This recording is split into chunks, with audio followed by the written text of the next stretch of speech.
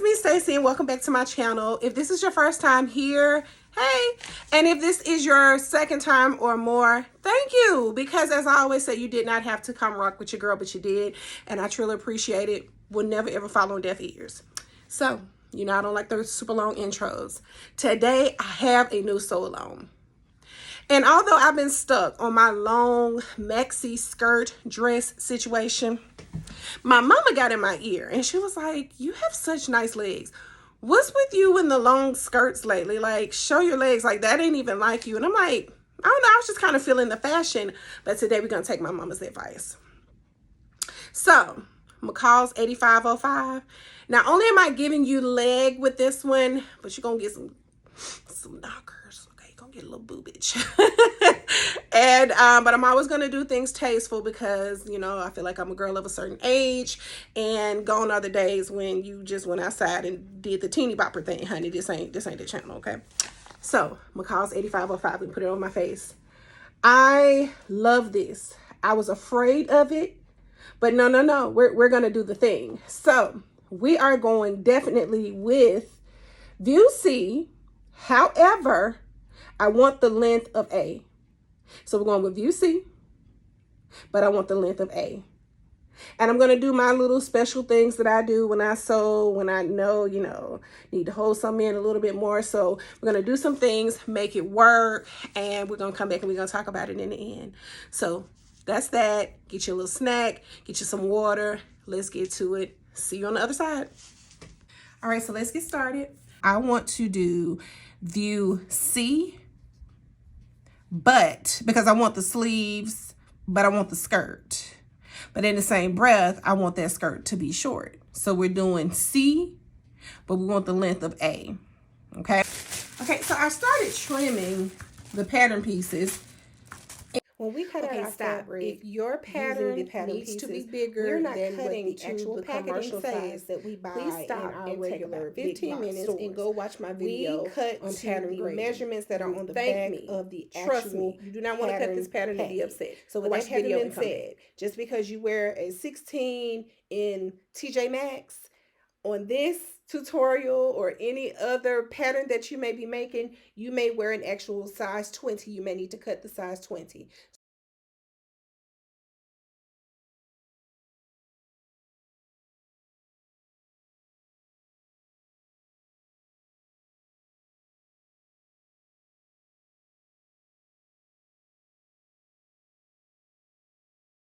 And if you normally wear a size 24, guess what? You need to cut something bigger than a 24.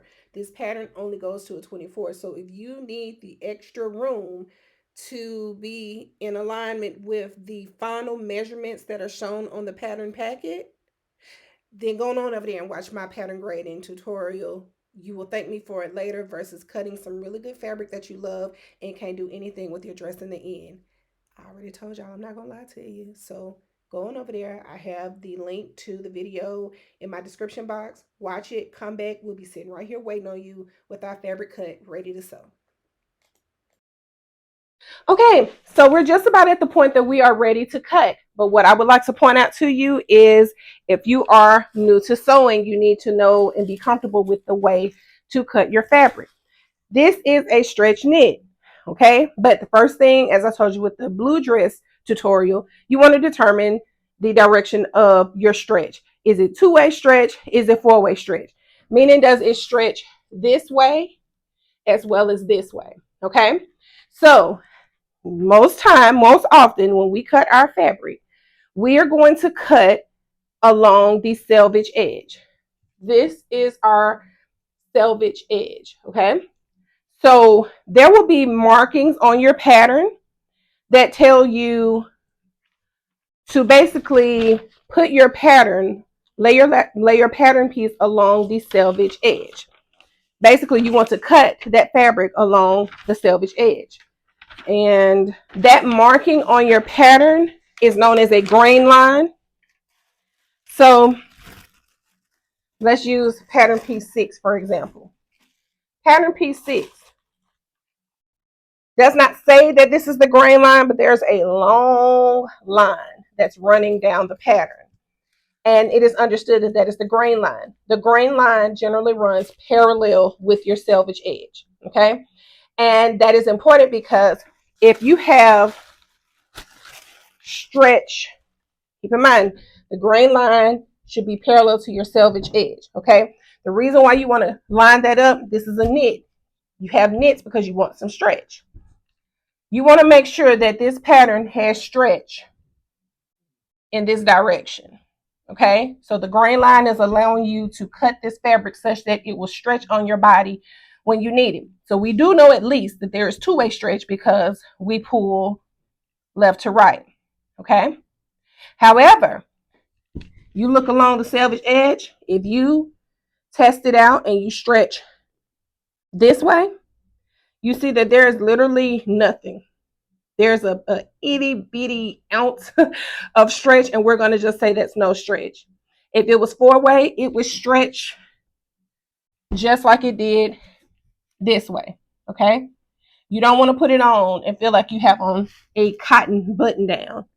So no real stretch here, but a good amount of stretch here. Okay. So we have two-way stretch. So now we're ready to cut. And disclaimer, I love to have a lot of room when I am cutting. You should allow yourself a lot of room. However, the thing that I will point out to you is that is not always ideal. A lot of people do not have a devoted sewing space. I did not for a long time. When I first started sewing, I did, but then I relocated back home, stayed with my mom for a minute, and I was reduced from a whole room, which was a second bedroom in my apartment at the time, to a card table.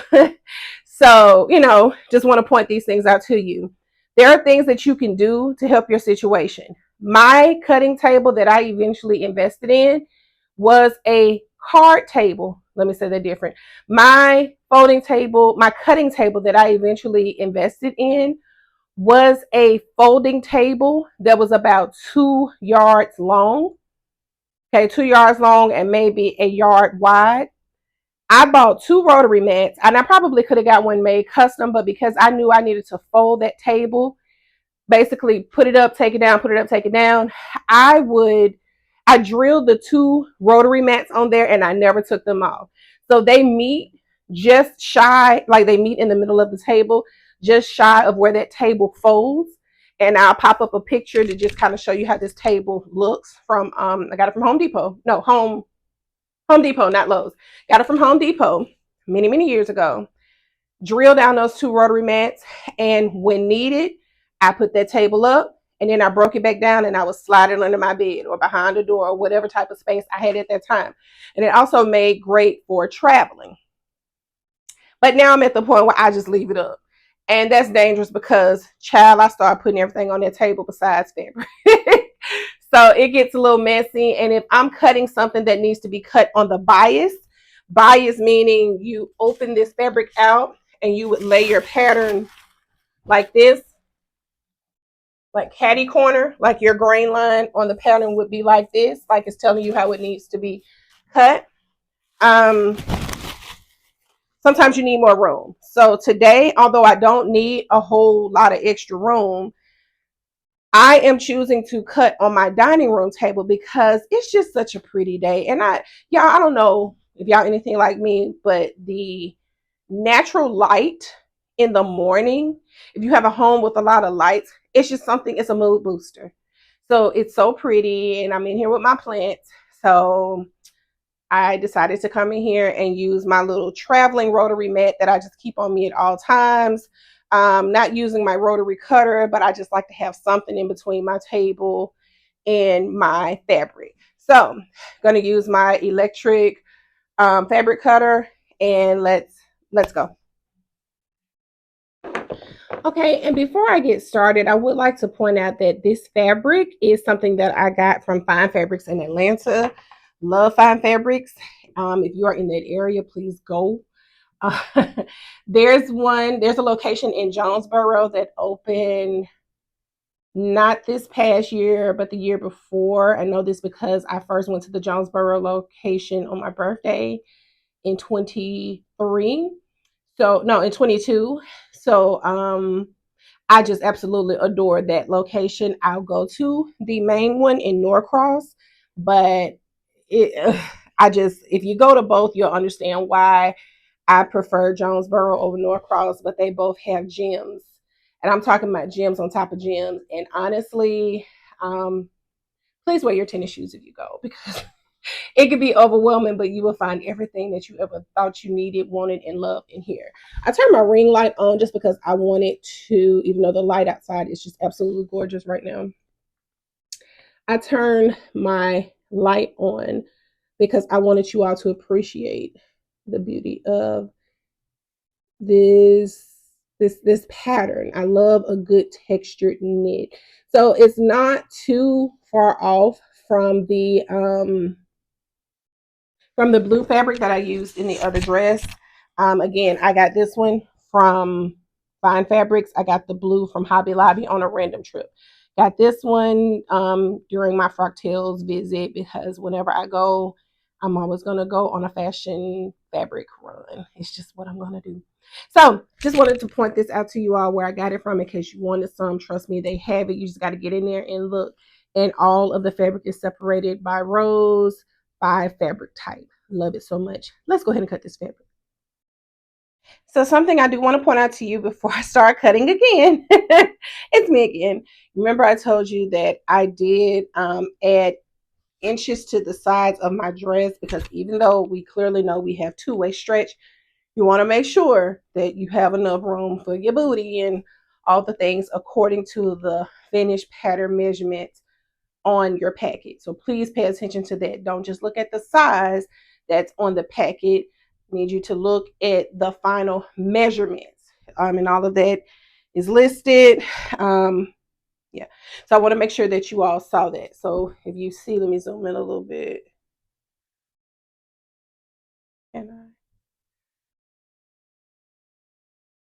Okay. But if you but if you see right here, I used a lot of times you already saw that I will use the sides of the pattern. Like if there's not another piece next to it, I will use the extra fabric, the extra pattern paper just to extend a pattern if I need to. But if by chance, like as you saw down here, there wasn't much left behind, so I will get little scraps of paper.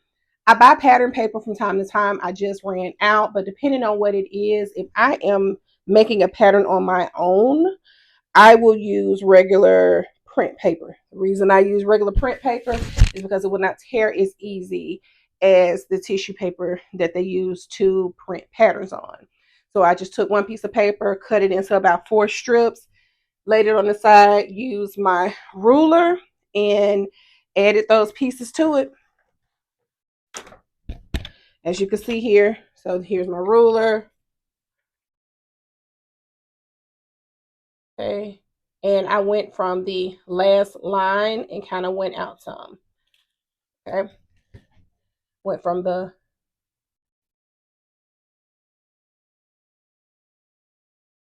so just shy. So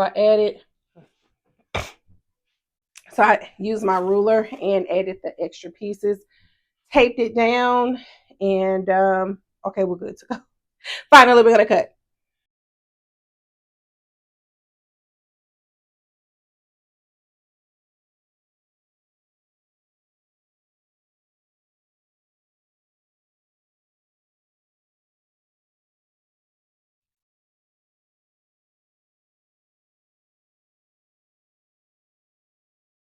Shouts out to Valerie. She goes by Valerie Expressions on Instagram. Early on when I first got into sewing heavily, she and I rode to a sewing meetup in Atlanta together, and she came to the house and gave me a little gift. And y'all, this is one of those hidden gems. Like it's just erasable ink. Let's see, does it even say it on here? Yeah, erasable ink pen. Erasable ink pen. So this ink pen is wonderful for making your markings. You know, you want to transfer all your markings from your pattern pieces onto your fabric. And when you add heat, whether you are ironing, in this case, I would say maybe steam because of the type of material this is, I promise the ink goes away. Like as soon as the heat gets near your fabric. So this is genius. It's perfect. And I mean, I have purchased several packs of these at this point. Normally I get them in a 3-pack. It'll be a red, a blue, a black. But I mean, I am writing on white fabric with red ink just because I know that the heat will make the ink disappear. I love it. I love it. I love it. Depends on what you're using. You may have to use chalk, something along those lines. But erasable ink pens are slept on. Go get you some. I did not say this was an erasable ink pen specifically for fabric. No, an erasable ink pen. Walmart, Office Depot, Staples, whatever. Go in there, turn up, use your CVS extra care bucks and get you some erasable ink. This is genius. I love it. I love it. I love it. I've been using them for quite a few years now. So shouts out to Valerie for that. So, real quick, I just felt like this was worth talking about. So, even though we are grading this pattern, I am definitely the person who will walk out of the house with a dress on without a bra, but only when I can. Let me explain. So, obviously, this pattern is one that you cannot wear a bra. So, I bought a 3-pack of cups that you can stitch into your outfit. I got these off of Amazon. I want these to be a little bit bigger. I was going off of my cup size, but then I realized when these showed up, I'm like, yeah, the first time I did that, I used the cup, just trying something out. I used the cups that came in like a sports bra kind of shirt. You have the 2-piece workout coordinate sets. So this is what I used, but this is what I ordered. Okay, so clearly this is much smaller. This may be great for this particular project, but in general, I know I need to basically get a bigger size because it's kind of tiny for me. I love that they even have writing on the inside. So you see center, and it center regardless of which side that you use it. So those things. So I'm going to either double up the fabric, which I still feel regardless, even if I double it up, I am probably still going to stitch this in just because I'm not going to wear a bra, but I want to make it look as decent and crisp and, professional, not like some thrown together clothing. You know how that goes. So I'm going to make sure I use these cups along with the fabric. Okay, those were my tips. Let's get back to the sew along. So here we go. I'm going to add 4 inches to this. I may take some off, but we're going to go with 4 to start with. So I'll take my ruler, come down, mark 4 from the bottom.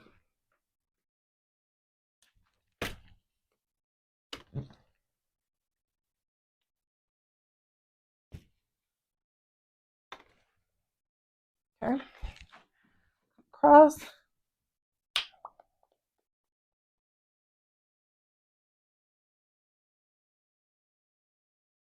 This will not be perfect, but we don't care. Told you, live, breathe. Okay. Send that out.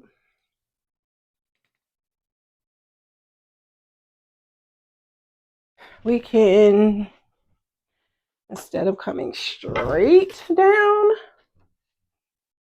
we use our hip curve ruler just a little bit. Connect. Come up to the other side, do the same thing.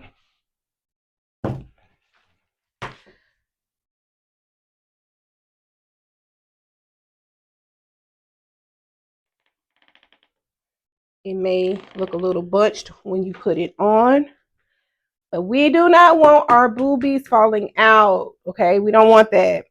So we'll transfer all the markings as they already were. We are making dress C, so we'll put our markings here for C. This is just so we'll know where to fold.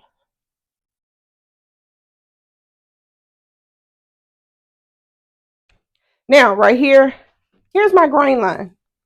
I ain't really worried about that right now, though. We're going to be fine. We're going to be fine. You know, I told you your grain line should be along with your selvage edge.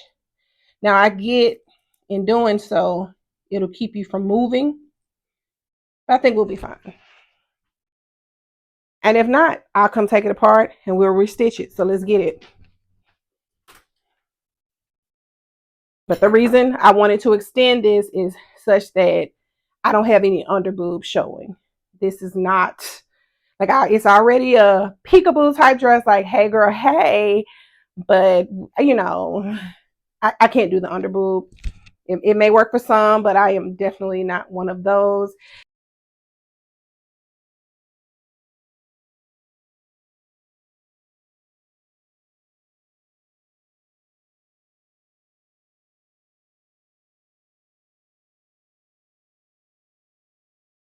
Only marking that I did not initially transfer. Oh God.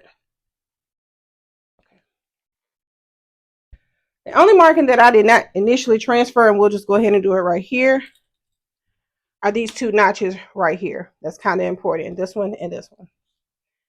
So make a little mark. Because everything has to be folded directly down the middle.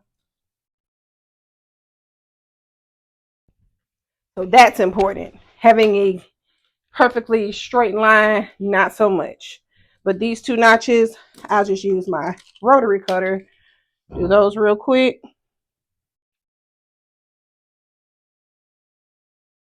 So we have piece 1 cut out, extended about 4 inches downward because we don't want any underboob showing. We have piece 2, which would be our front. We have piece 5, which will be the yoke for any view that you choose. The back for 6, the sleeves 8, and our get out of jail fund. If anything is to happen, we're calling on you. You are the star of the show. You are a way maker. You are a bomb in Gilead.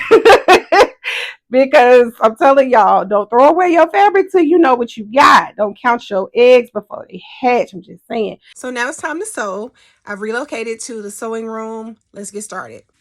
Okay, before we get started, some key things we want to pay attention to. I like to often get an ink pen and put this down just to kind of get my mind in the frame of it. But you want to pay attention to the fabric key. Okay, so these colors let you know what's going on. This is black and white paper. So the right side of your fabric would be a darker gray. The wrong side of the fabric would be light. Okay, so since we're doing piece number 2 for step 1, okay, we're making the narrow hem edge at the upper edge of the front, and then we'll do the stay stitching down the upper side edges. And the whole point of doing the stay stitch with the thread going in the direction of the arrows is to keep your fabric from stretching out. Because, for instance, this fabric is pretty sturdy, but there are some fabrics that definitely will stretch. So never skip the stay stitching part, because I've definitely had to do away with a piece of fabric that just could not serve me because I did not do the stay stitching. Okay, so we have, this is our wrong side of the fabric.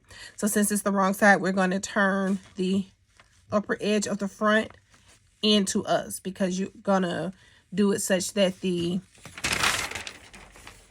hem is on the inside. Okay, so we're going to turn the fabric under.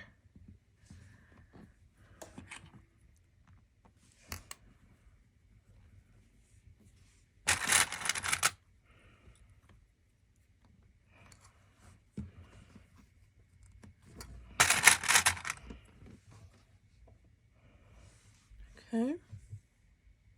And then we'll stitch across here. And then after that, we will do our stay stitching, which needs to go down and to the right, and over here down to the left. So let's go ahead and put that on the sewing machine. Okay, let's go ahead and stitch this down. So we're going to do a straight stitch.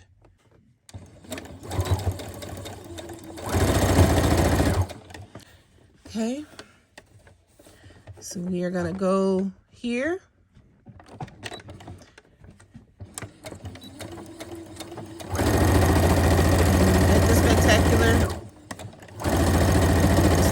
this side. See, going in the direction that it says to go on the instructions.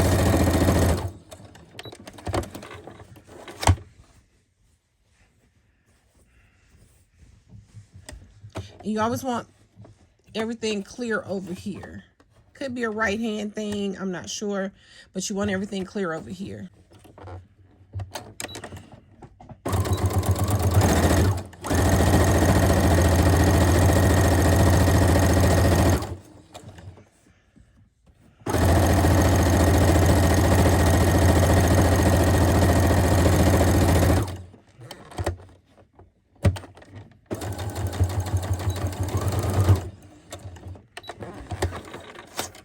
Okay. After this step, because we are making view C, we will skip. I'm snipping thread. Sorry, guys. Sorry, guys.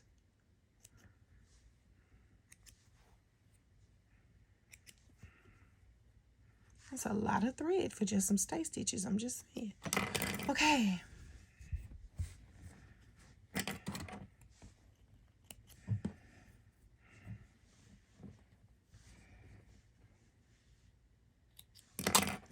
So we've done what we needed to do for piece 1.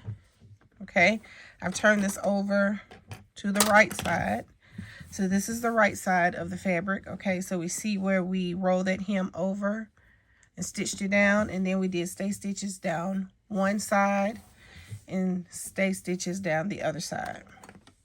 And because we are doing view C, we'll now skip from step 1 and go to step 8.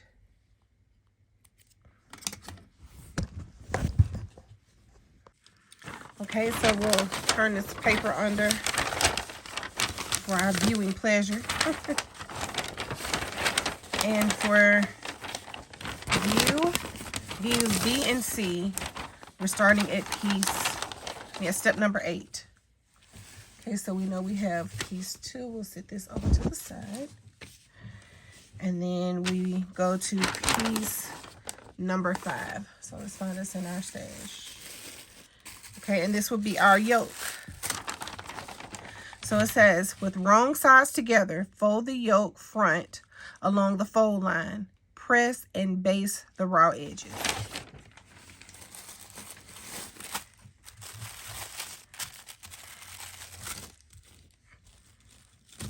Okay, and with this one, it said to cut 2.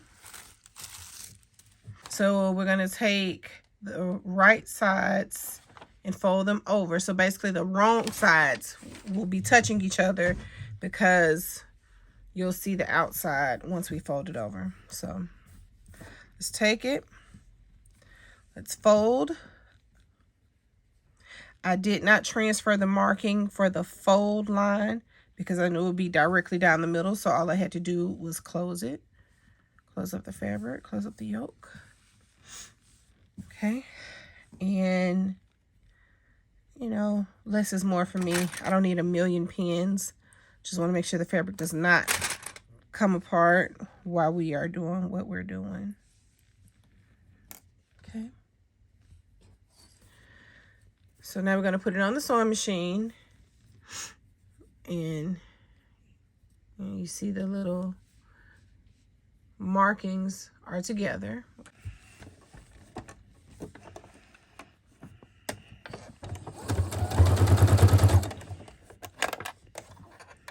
Okay, base stitches are always going to be longer in length. And when you base something together, it's just a temporary stitch. Normally caught by something else. So we'll do that.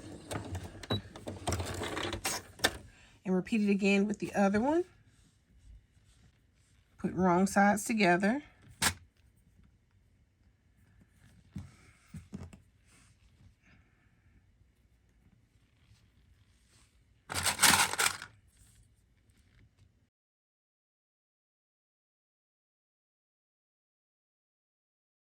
Now we've basted in step 8 for piece 5. But on 9, now we're going to deal with the actual bodice, okay? So remember, I took our bodice pieces and extended them lengthwise 4 inches. I did that to make sure that I didn't have a peekaboo moment with my built-in bra of my dress, because that just was not comfortable for me. Okay, so this is step 9, and we are going to put matching up notches. Notch here, notch here. We're going to put the notches together. We'll clip it right here. Clip right here.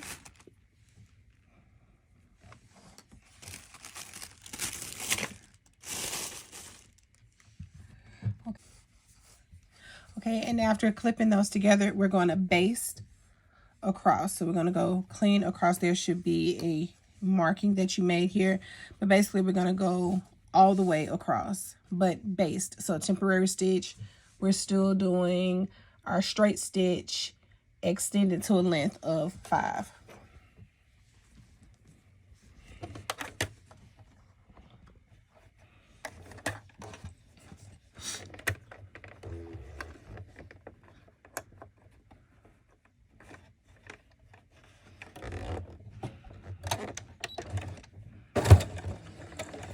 And when we baste, you do not back stitch, because remember I told you the back stitching locks your thread, like makes a knot so it's such that it stays in the fabric. With basting, you just temporary stitch holding it together. So do not back stitch, just go straight across.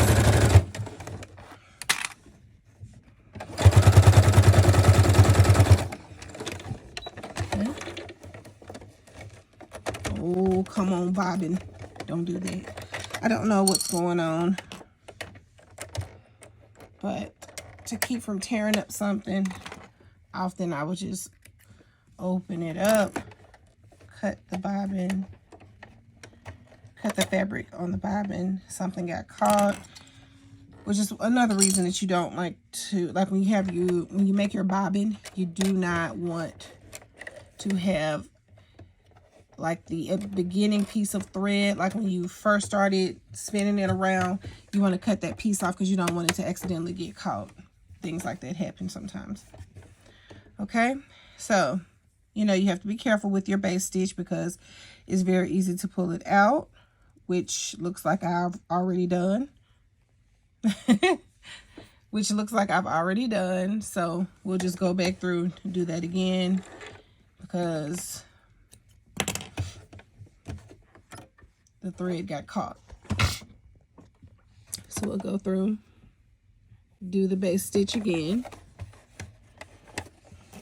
We're not gonna put the clip back on because we big people, you know, we can make a straight stitch. A straight temporary stitch. So just go straight across, no back stitch.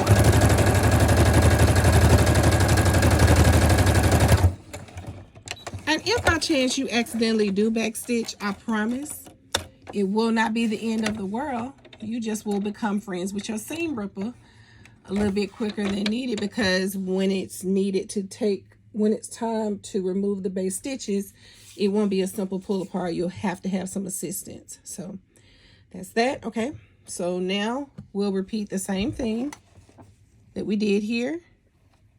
We will repeat that with the other yoke. So let's go. Okay, and we are going to stitch across this upper line. So I just close that, clip that together, and then we'll put a clip here. So first things first, in step 10, stitch the upper edge to the stitching line. Now if we need to look at that, let's go back again. So we're going to stitch from the upper edge all the way over to about right here. And the reason we're going to stop right there is because we're going to need this space for our casing to hold our dress up on our bodies, okay?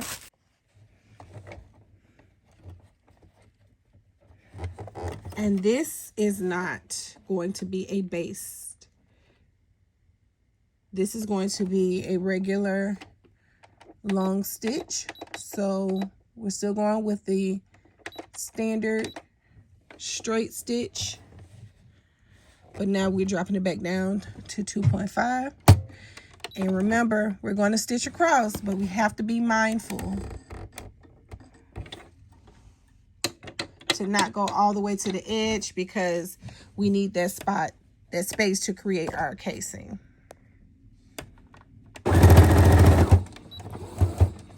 And of course I pulled the thread out. Of course I did. Let's just lift this up. Big, big. Big, big.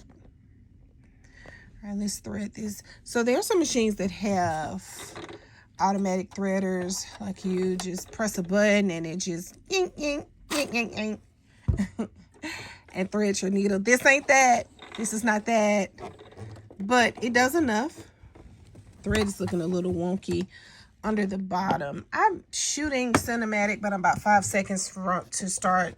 5 seconds from shooting just regular video, because the zoom in is kind of getting on my nerves. So this is what I mean. Check your stitches. So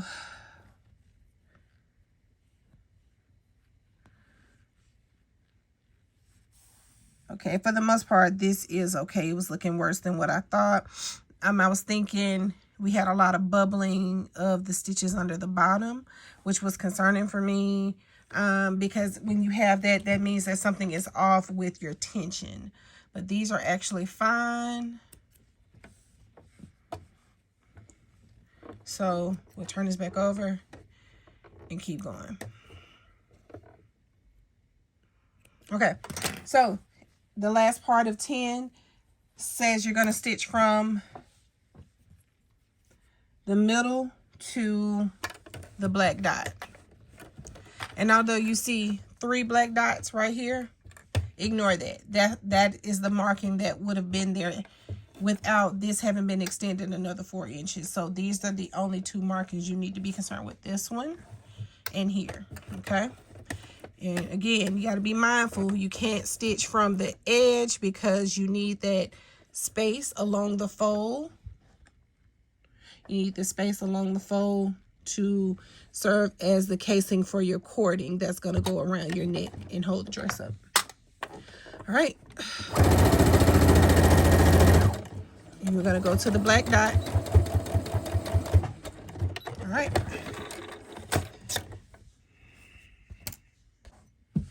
Step 11. Okay, so now we're going to repeat the same thing with the other piece for step 10. So the other piece of one, the other piece of the bodice, and the other yoke, you're going to repeat the exact same thing. And again, remember, you cannot come all the way over here because you need to have that little opening, okay? You need to have somewhere for your cording to go through, okay? So we'll repeat that for step 10, and then now we're on to step 11, okay? So turn and press. So let's turn.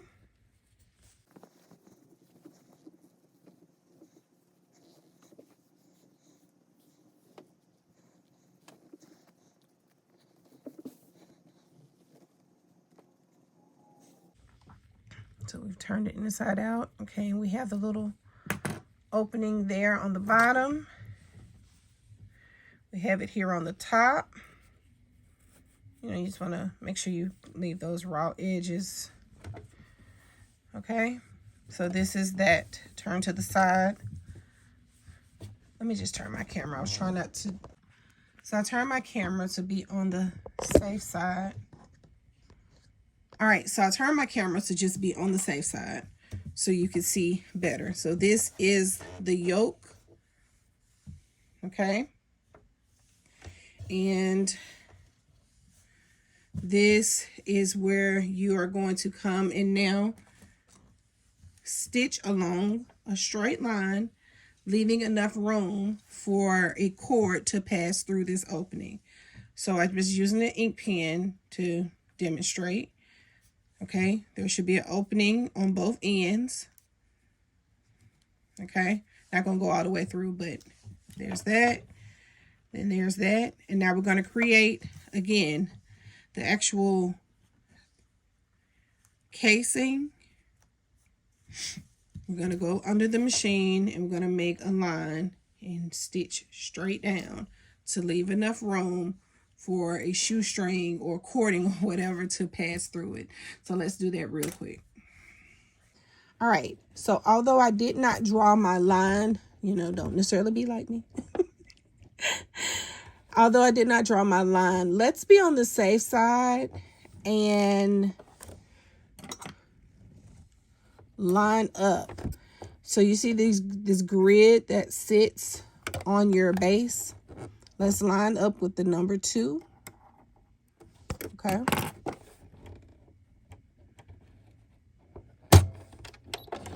And you want to not watch your needle. When you're sewing, you're not really watching your needle. You're watching over here. You want to make sure that you are stitching in a straight line, okay? So at this point, let's be on the safe side and let's turn down our speed. So I'm going to turn my speed midway. You'll feel the clicks for it to stop. So yeah, let's be mindful. And let's create our casing. So stitch a little and then we're going to back stitch. Okay. And you're watching to make sure that your fabric stays lined up with the line here. Not you watch your needle. That is the name of the game with sewing. You want to make sure you pay attention to your seam allowances. These are your seam allowances. Not you watching the needle. I know that's the fascination when you first start sewing, watching your needle, but that ain't gonna get you far if your stitches are not straight.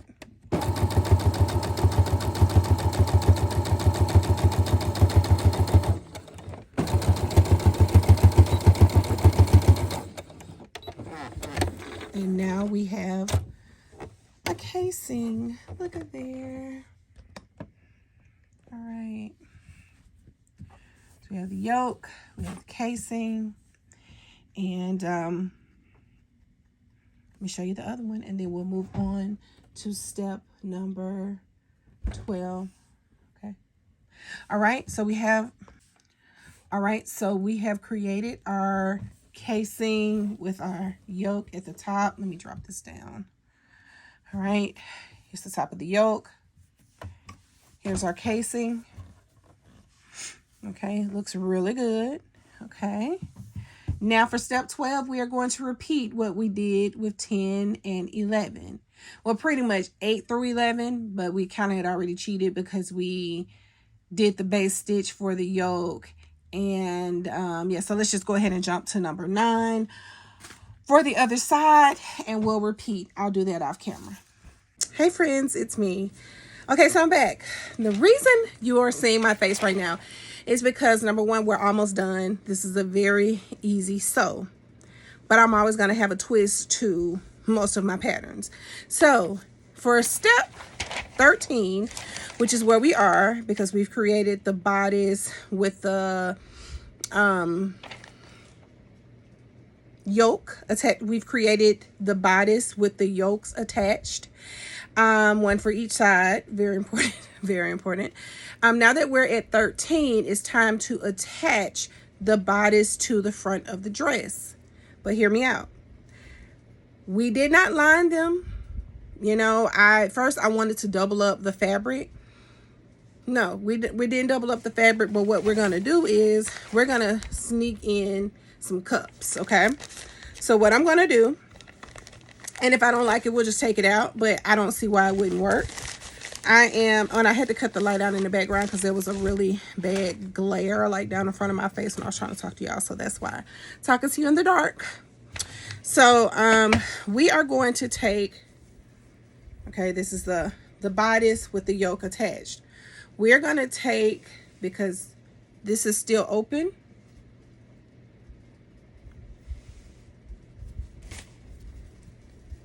we're going to take the cup and stitch it. This is where my center should be. We're going to take it and put it in some type of way, and we're going to stitch it to the back side. So before we close this and we stitch it,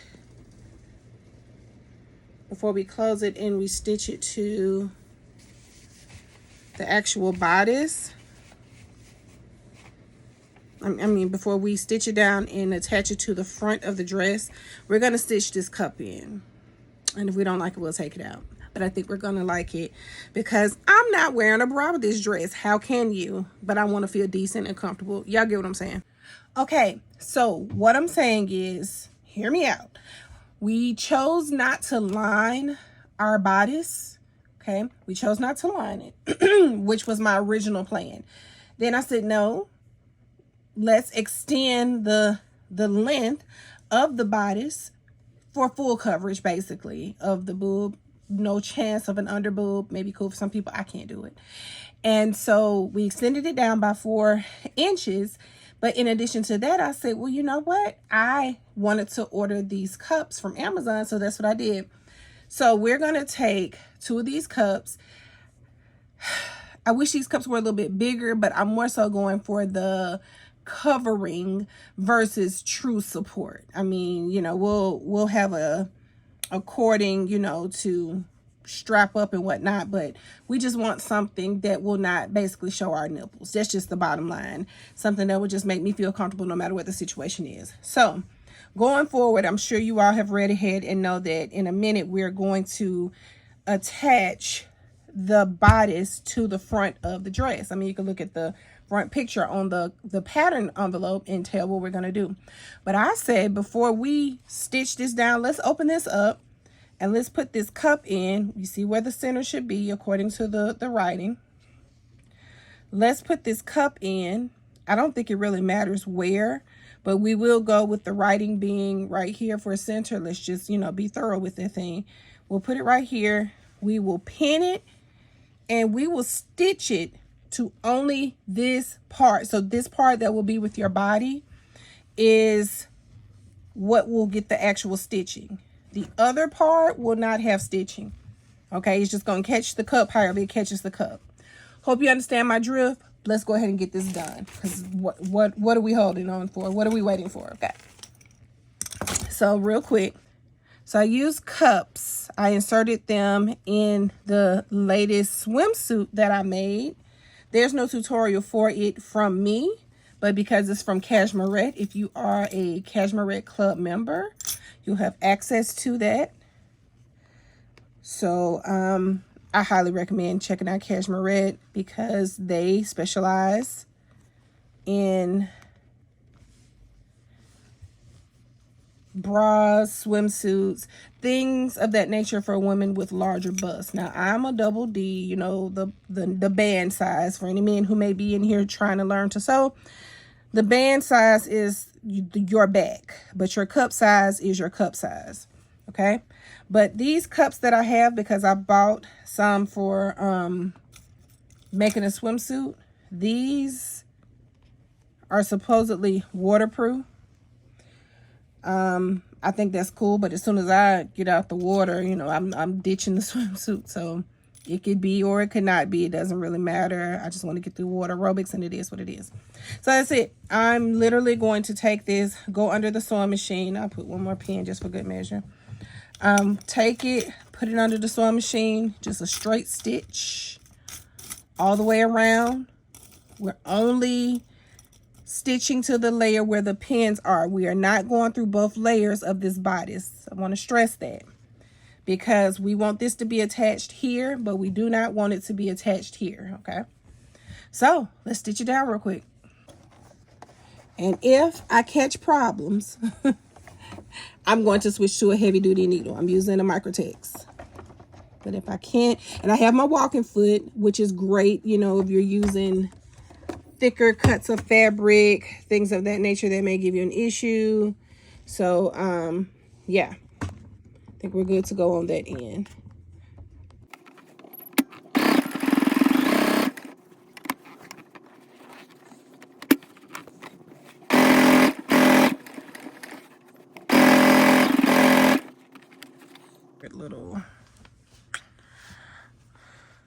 little at the sewing machine scissors. So there's that. You can see the outline of it where it was stitched down.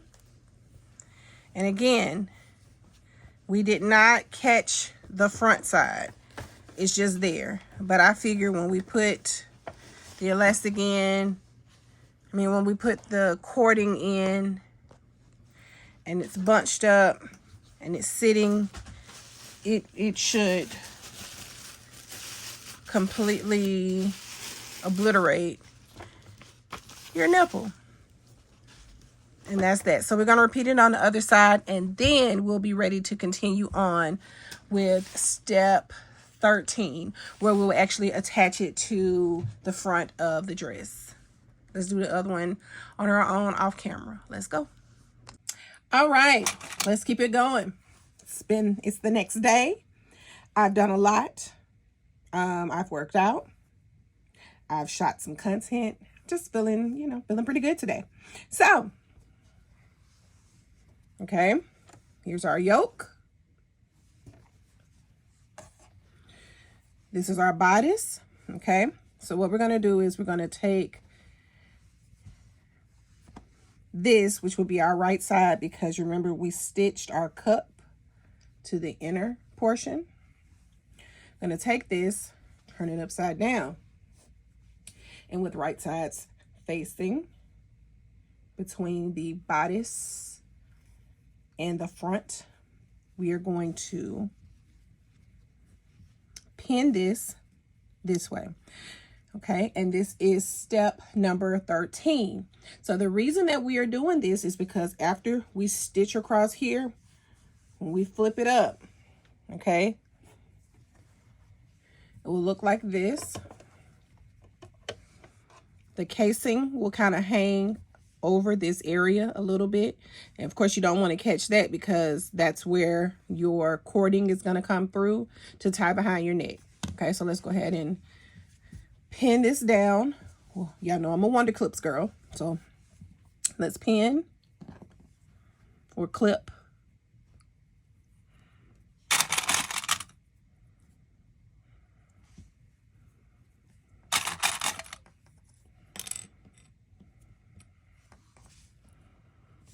If you're wondering about my Wonder Clips, I got these from Amazon. I highly recommend getting them from Amazon. I'll have them linked below if they're still available, because I've had them for a few years now. The reason that I highly recommend that is because I have seen the price of these in store in your big box fabric stores, which, for the most part, there are only really two. You have some local places. And when I say you are getting no bang for your buck, go ahead and get your little container. If you don't like the look of the container, switch it out. I've heard some people complain about that. It doesn't make me any difference. I love that it comes with a lid, and when I need to travel, I could throw it in my little rolling sewing bag, and we're good to go. Okay, let's stitch this down. So I will drop my needle, lower my needle down, and I will lift this up just so you can see, possibly we did not catch that lip. Okay, so just turn it back, drop it down, and straight stitch. Let's get her going.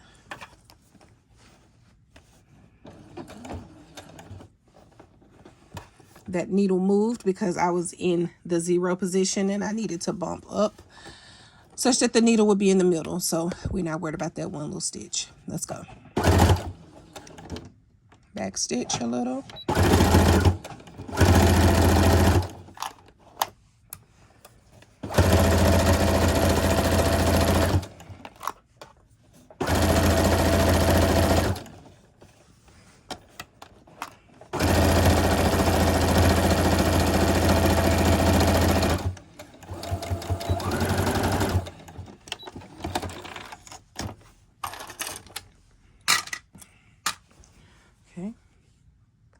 Okay, so we flip this up. This is the center of your chest. This is the opening that you do not want to cover, because again, you'll put your cording through here, and we've stitched across here. I do not have any yellow serger thread, so let me pray on how I'm going to finish off these ends. I could just order some real quick or go pick up some, but no one's going to be looking inside of my dress. And if you are, why you nosy?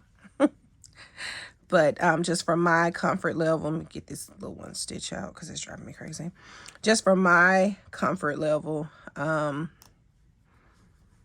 will definitely find some serger thread that matches this and keep it moving. I could do white, but I don't know. I'm just all about the monochromatic thing. So let me find some yellow and keep going. I think I'm going to throw another little stitch right here. I just want that completely enclosed. So we'll do that, and then we'll go to the other side. Repeat exactly what we did over here. So we'll come over here, take the other piece of the bodice,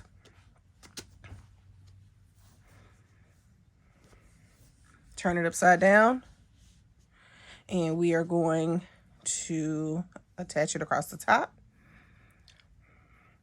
And I think it was very smart of us to extend the front of the dress. I'm sorry, extend the bodice the way that I did. And we'll clip this down, stitch, making sure you don't catch this opening. And we'll come back in just a second. What's up, friends? So I was sitting here stitching the bodice to the front of the dress, and I was like, something is just different. Something is weird. Because looking at the pattern packet, I was like, there should just be, let me hold this over my face. There should be a little overhang from where it is stitched to the front of the dress. There should be some overhang in the chest. I was like, but I feel like I'm catching it just shy of where the casing is. Well, remember in the beginning when we extended the 2.5 inches on the side of the front piece? Remember that? If we extended that 2.5 inches, we also needed to extend the front 2.5, okay? This right here, that is now, okay, because this will be the inner side of it. You remember we had the long pieces that we extended 4 inches down. We should have gone 2.5 wide on the side. Please, I hope you're understanding what I'm saying. If not, please drop me a little comment. If you're making this dress, I'll get it. And I promise I will stop whatever I'm doing and try to respond to you immediately. You need to extend whatever you did to the side on the front. You need to do to the side on the bodice. The reason you need to do that is because you are going to be short 2.5 inches in width if you do not do that. So for instance, mine, I did 2.5 on each side. So if I did that, I needed to add 2.5 here. That way it won't be kind of wonky. Like, so if the dress is going to end, if the front of the dress is going to end here, like say this is the center. If the front of the dress is going to end here on the side, then we need that bodice piece to also end here. As of right now, it is here, so it's going to be a little bit shorter. I don't have time for my chest to fall out. I can't stress that enough. But this was a great, I kind of love mess ups. Okay, so I'm a veterinarian. I don't think I've ever told y'all that. And one of the things that I remember asking in veterinary school was, hey, why, especially when we would do necropsies or whatever, why are we doing these necropsies on these animals that have died? And it was just like, it was just natural causes. And something I was told was that if you keep looking at things that are right, it'll be easy for you to spot out something that's wrong. So I love wrong things because it makes for a teachable moment. So again, if we took the front of this dress, and you all know that we did, we took the front of this dress, what is this? This is my scrap fabric. We took the front of the dress, which is now stitched. Okay, let's just use the clean side. Okay, this is the centerpiece where the two cups will be on the side. So this is the centerpiece. This is the side. We extended this 2.5 inches. Let's fold this in. So we extended this 2.5 inches. We need to do the same thing to the bodice. Okay, this needs to be extended 2.5 inches. And so because we extended the width of the garment 2.5 inches, I extended mine by 2.5 inches. This not only needs to be extended by 2.5 inches, but we need to measure up how high because the yoke was also folded. Okay, so I'll just real quick take a ruler, measure how high up, and we know we're going 2.5 inches over. I hope that makes sense. Again, if this has lost you, my apologies, but it was a teachable moment because these things happen all the time. People ain't gonna tell you that these things happen all the time. So again, whatever you do to one piece of it on the side, you need to do to all pieces of it, because in the end, they're going to sandwich together. So the front is the extended width that it needs to be. The back is the extended width that it needs to be. But I was so busy worried about my chest falling out of the bottom, I wasn't thinking about the sides. So again, we need to extend this out 2.5 inches. And now I need to measure the length from here to here to know exactly how much of the fabric I need to cut and add over here. So let's go ahead and do that real quick, and I'll show you how it looks when I mend it. And the beauty in that is this is not going to be seen. Like when you're walking, your arms will be down to your side. Unless you're walking like this, no one is going to see what's going on the side of your body. So no sweat. We're going to fix this real quick and we're going to get back to the tutorial. Case in point, this was stitched. I started taking it off and I said, let me stop so I can show you. This was stitched here. You see how there's no overhang? Like the casing would be right here. And I was like, there was no pull in the middle of this dress. Like this is the open part. Like you'll see a little piece of skin. You'll see a little piece of skin. But I was like, there needed to be the overhang. There needed to be a lip. So you see how there is some overhang here. It is not existing here. So we got to go. Also, had I paid attention to the mark that was right there by my fingertip on the bodice, I would have known to put that bodice over to the center and start at that mark. That would have given me the exact amount of overhang that I'm trying to create. So by adding the 2.5 inches on the side, that will allow me to perfectly close the seam up, have the overhang in the middle, and we can finish the dress. But please give people grace when they are making sew-alongs because they're so busy trying to make sure the lighting and the camera and everything is the way it's supposed to be. You will miss itty bitty details that are extremely important. Okay, back to the tutorial. Go ahead, finish taking this off. Add the 2.5 inches wide over here. Come out 2.5 inches. So I don't know where my tape measure is, but you already know what I'm gonna say. There's more than one way to skin a cat. So let me just lay this right here. Now, I am going to measure it. However,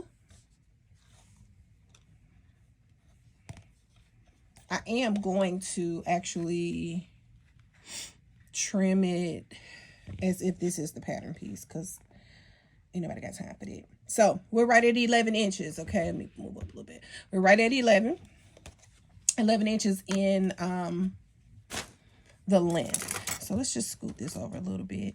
And I want to give an account for my seam allowance. And we're going to give an account by starting our measurement from the little dots along the selvage edge. These little, I don't know if you can appreciate the little dots on the selvage edge. So we're going to do that. So I have a curve ruler But child, I ain't got time. We're gonna do just like I did when I started out.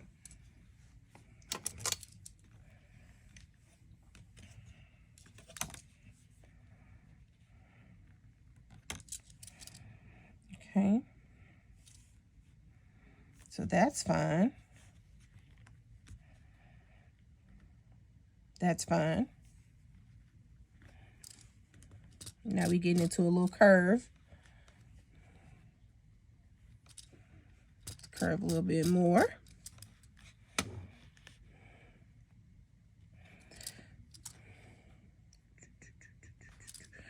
Curve a little bit more.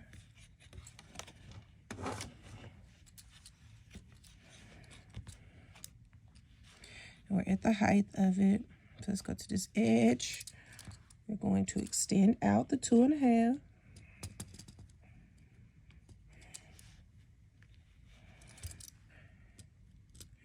And it does not have to be perfect. Okay. I have my electric cutter over here with me. So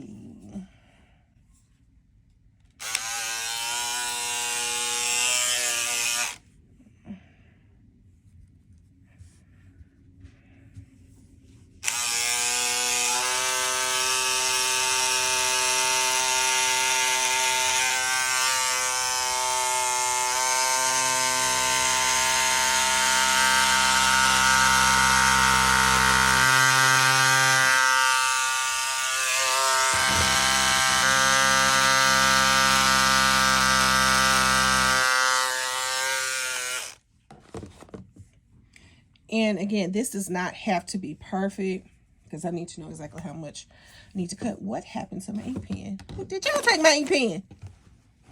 I'll see y'all over there. Yes, I'm talking to y'all. Child, where'd the pen go? Where did the pen go?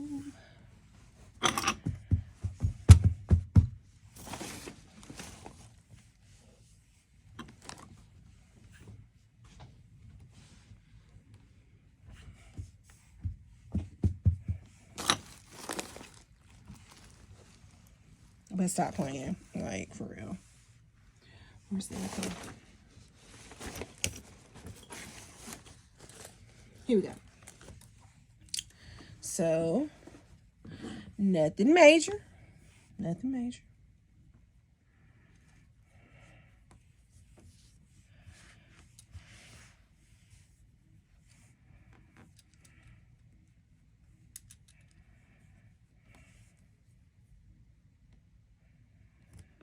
Okay.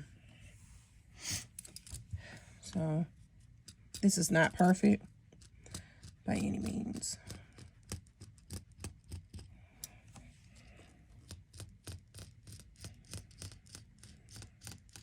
It does not have to be exactly perfect.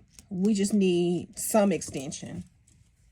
And you know, I'm very funny about my markings being transferred. So we'll just do this. And then we're going to repeat this. I'm not going to trim out the other two. Not going to mark them out. I'm just going to lay these two pieces on top and let them serve as like pattern pieces and go from there.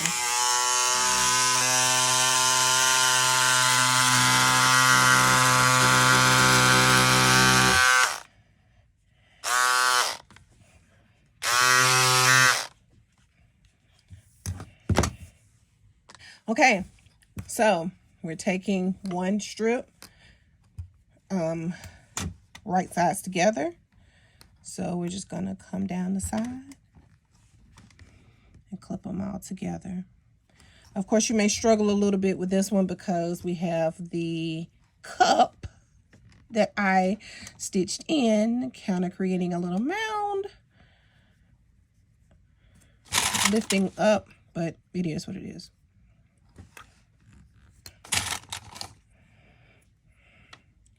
And basically, I want to just go ahead and go through all sides of this. And then after that, I'm going to flip it over, do the same thing on this side. And then we're going to fold those together No one will pay attention. If they are under your armpits, they are not your friend. I just can't stress that. If they're in your business like that, they're not your friend, okay? Things happen. Players mess up. Let's go. All right, so I sped this up just because this is a modification that we unexpectedly had to make. So, yeah, stitch the 2 strips together at the side seam of the bodice. And after you stitch down both, you'll kind of take them and open them up like you're turning a page in a book. Lay those flaps such that they will basically encase the original seam. And you can put your little base stitch right here just to hold it together so nothing shifts when you're actually ready to attach it to the front of the dress. And I needed to show this to you all because this is something you could do with any pattern anytime you need to open something up and add a little more width. I've definitely done it to a pair of pants that set me up for failure. Let's get back to the tutorial. All right, and so we are back. Crisis has been solved, honey. That's what we do. We are fixers over here. Okay, so here we are. This is the front. This is the little dip, the little peekaboo that you get in the middle. So we're going to take one of our bodice pieces,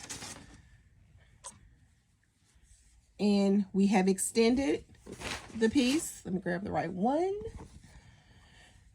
Okay. Oh, Lord. Oh, Lord. Okay. And let me tell y'all something about me. When I tell you I use anything as a weight, let's put this cutter right here. Because ain't nobody got time to be chasing fabric. Okay. So here we go. Boom. Let's put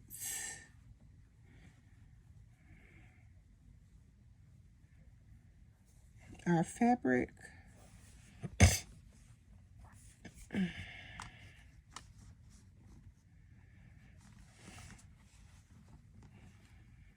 let's go ahead, put this here.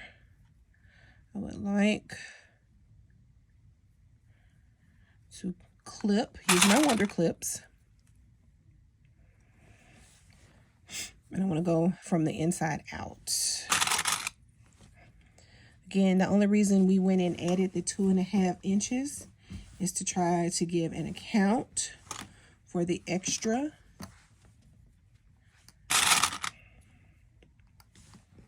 width that we put, for the extra width that we added to the dress, because we extended the pattern out. And I know pattern extension is a big thing.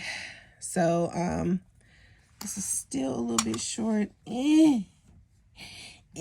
Okay. All right. So we have our bodice piece, and we are going to pin it as such, okay? Because it should fold up this way. So we're going to lay this down, and we're going to pin from the edge.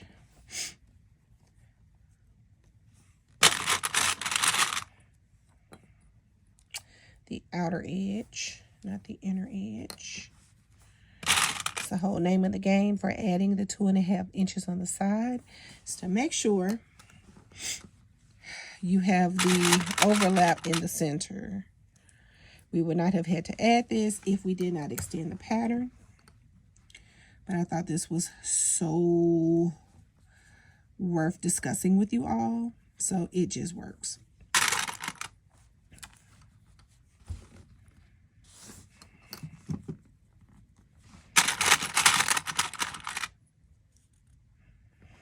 Okay. And after we stitch it, this is what we'll have. Okay. So what we want.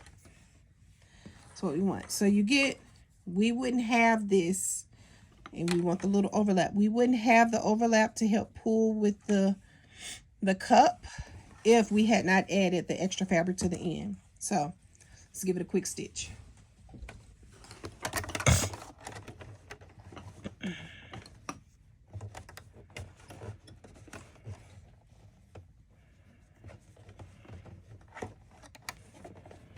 I need this fabric to act right. It's cutting up on me. We got company.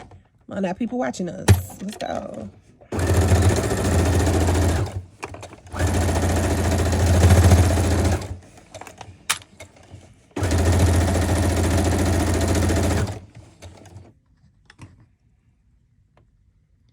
Sorry about that.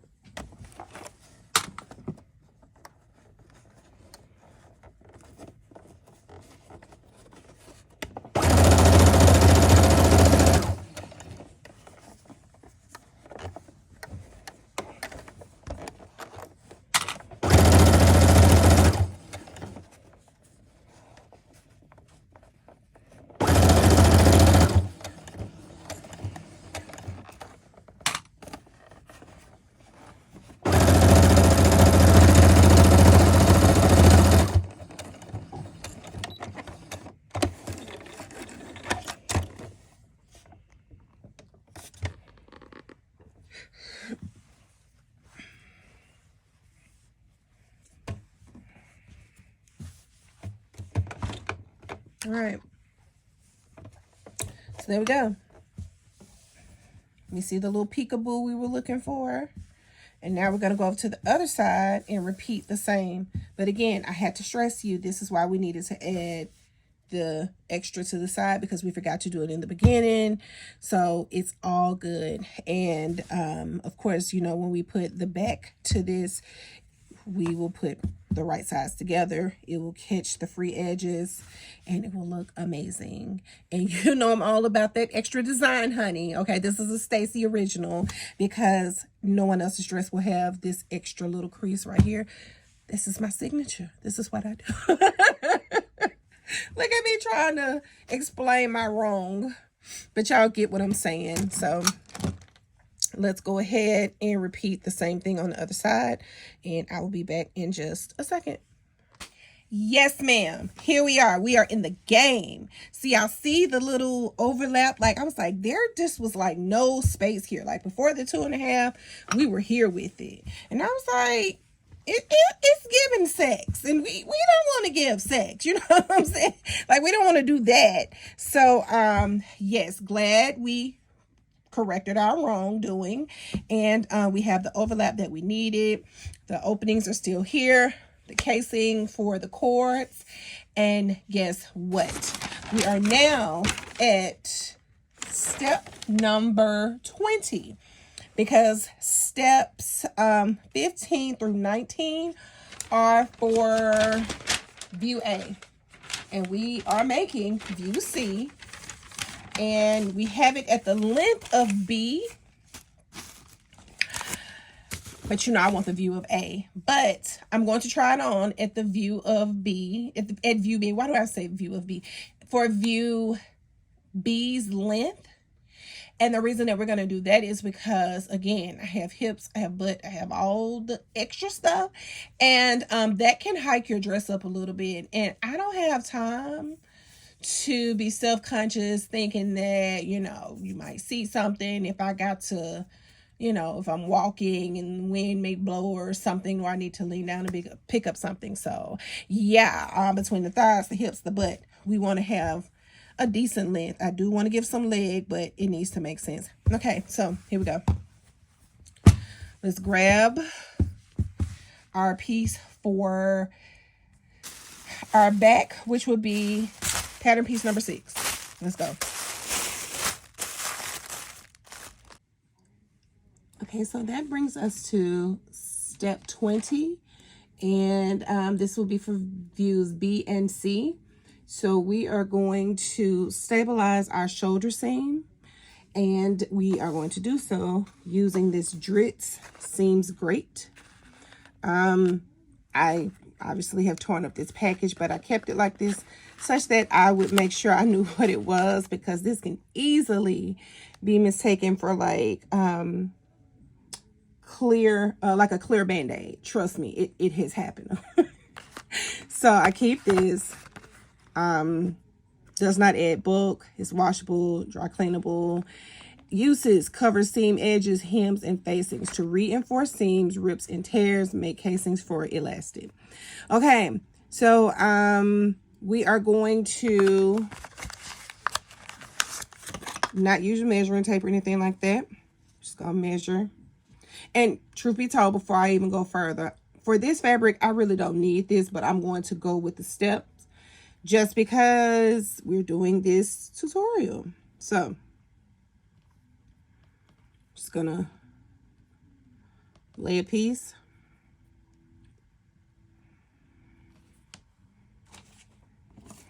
Snip. And we'll cut an extra piece so that we don't have to cut for the other side. And we're going to actually stitch it down. When you stitch it down, just making sure it said it for you. You can use a straight stitch or a zigzag. Pull it. Now we'll pin this in place. And after we pin it in place, we will follow the instructions. Okay, we'll pull the seams grade gently to determine the natural curl. And then place the raw edge of the fabric inside the curl. Straight stitch or zigzag. I am a fan of zigzag. Pulling the seams grade gently as you sew. Seams grade will automatically curl over raw edges of fabric. Okay, do not use a hot iron. Let me stress that. Do not use a hot iron. Do not use a hot iron. So let's go ahead. Let's cut this other piece and we will keep it moving.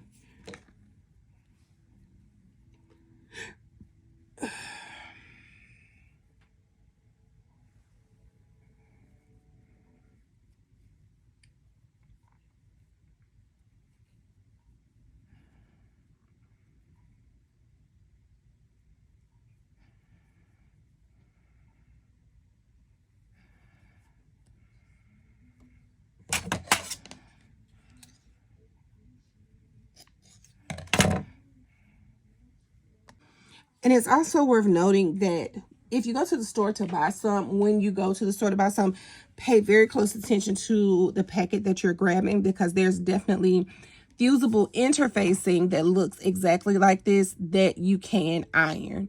And I think that was what made me realize, oh yeah, you really need to pay attention, because I think the first time I bought some of this, I went to buy fusible interfacing.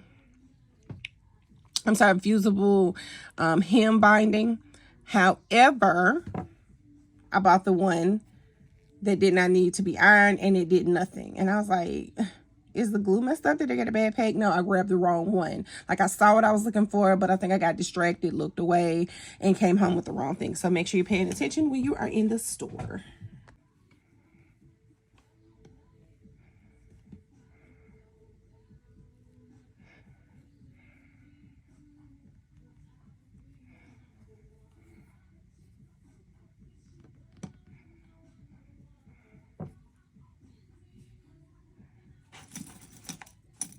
This is, well, technically I can't use these clips. I was going to say this is one time you can use your pins, but nope. If it ain't broke, don't fix it. We'll put a slight little tug to it.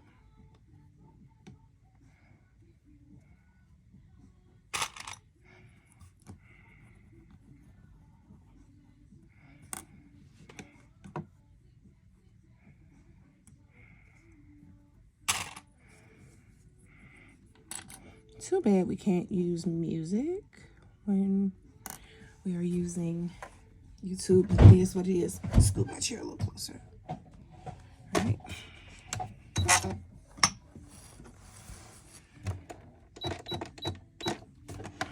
Zigzag.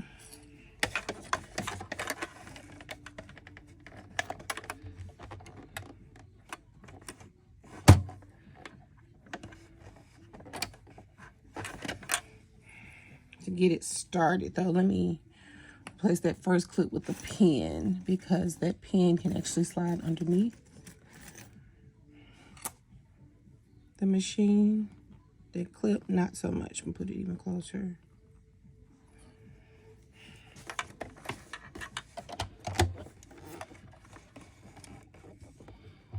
Let's go.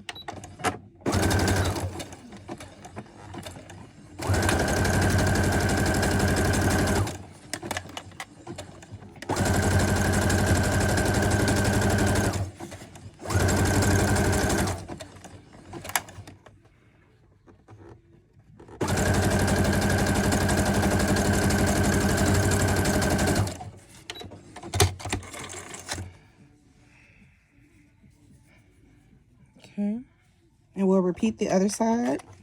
And then we'll be ready to stitch together the two backs. Now, I know you're probably wondering at this point, why is it not cut on the fold? Some patterns, which I think is highly underrated, some patterns give an account for the fact that you might have some booty. So by doing the two pieces for the back panel and stitching them together, you can allow the line drawing for the curve of your butt versus it just being straight. So you want something that's gonna, how can I say this? You want something that's gonna give you a little curve versus just coming straight down.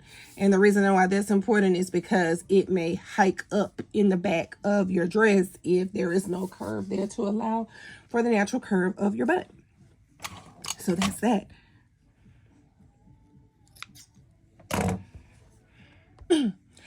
And this is worth mentioning. I got this spool. I mean, it's a lot. It has kind of fallen off the spool a little bit, but I promise it's all brand new. It just looks terrible. This is arm binding, and this is like a 1/4 inch, but this is fusible. Anything that's fusible, you see those little dots? Those little dots are glue, and they're activated by heat when you press down on them with your iron. So again, this is fusible binding. And what we're using, all of them stabilize, but this one that we're using is just stitch in for stabilization. So just want to keep that in mind, show you the difference in case you get to, I remember the first time I went to the interfacing section in Joann Fabrics, and I mean, I think I saw it before I truly needed it, before I had built up the nerve to get a pattern to use something like that. And I was like, why does this look different? There's so many thicknesses and textures that comes with fusible interfacing. So you have some that looks like almost wool, and it has those beads, like it feels like a blanket, like a little cheap kitty blanket, except it has the glue beads under the underside. So just a quick little something I thought I'd throw out. So again, the back is not one of those things that was cut on the fold, one of those patterns that was cut on the fold. We had two pieces. So this would be one side.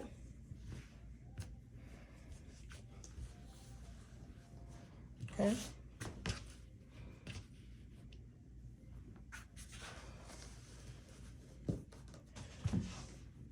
And then you have the other side.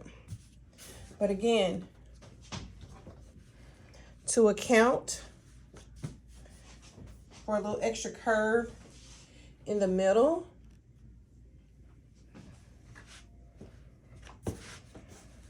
to give you a little extra curve in the middle, I'm fairly certain that's why the back of this dress was not cut on the fold. So we'll take one part, take the other panel with right sides of the fabric facing each other. We'll lay them on top of each other. And we're going to clip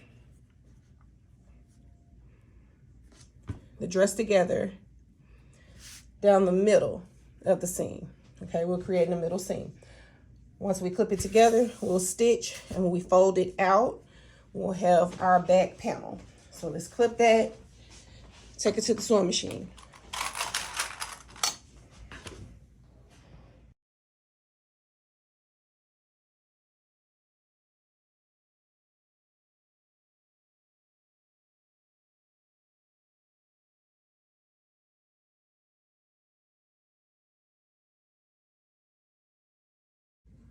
All right, so I went ahead and stitched this off camera, mainly because I've done enough straight stitches with you all that you get the gist of it. So this is the back of the dress, okay? I'll turn it over so you can see it. We'll bring it a little bit closer. Okay, I did a straight stitch down the middle. Y'all, this fabric has stretch, but it is a very, very stable knit. Like, I'm talking about almost like Spanx. It's stretchy, but I'm like, whew, it's some serious, and it's like, I like it, but I don't like it. I think I won't love it until I actually try it on. Anyway, okay, so after I did the seam down the middle, I went ahead and turned the hem in for the neck, for the back neckline, just as what we did on the front piece. However, I used a zigzag stitch. And again, we have stretch, but it's tight. It is something serious. So this is what we did off camera. Let's go ahead with right sides facing and make the dress. We're gonna stitch the front to the back and do the most important thing.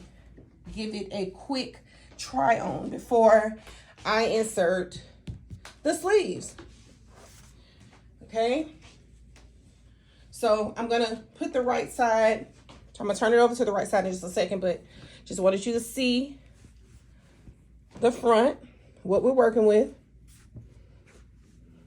Just want you to see it. Okay? It's a beauty.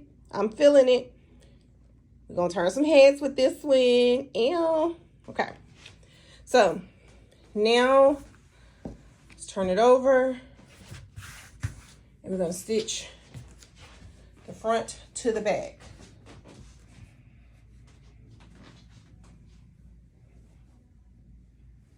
My setup is not as cute as I would love for it to be at the moment, but I'm kind of pressed for time. So I'm having to make do with what I got. So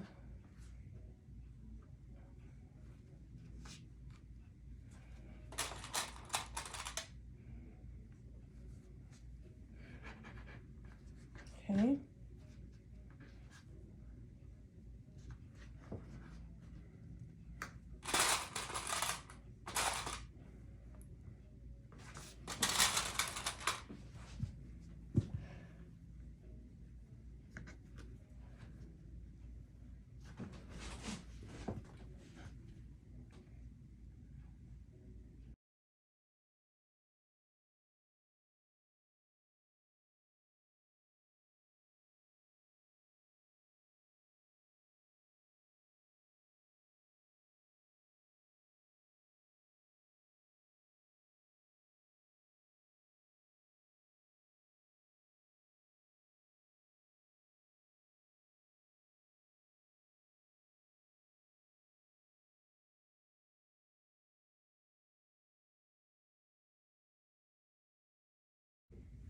And don't forget when you're clipping your yoke,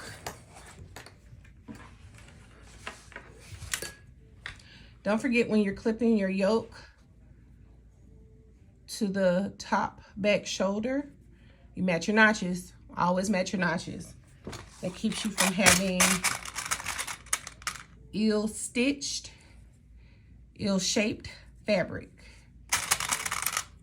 Okay, you don't want your garment to look all stretchy and lopsided. So always clip starting at your notches and then go from there.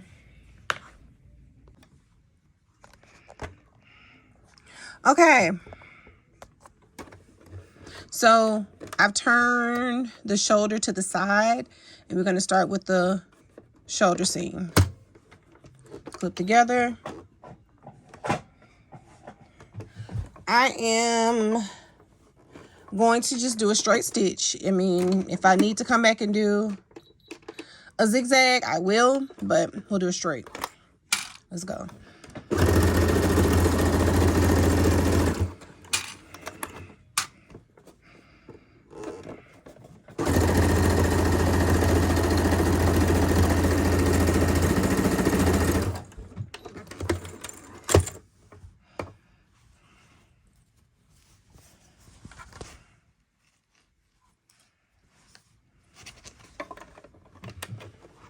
Okay.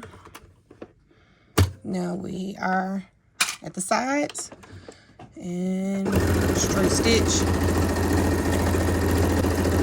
Make sure you've caught those extra pieces. I clipped them all, but just for my comfort, let me get to counting.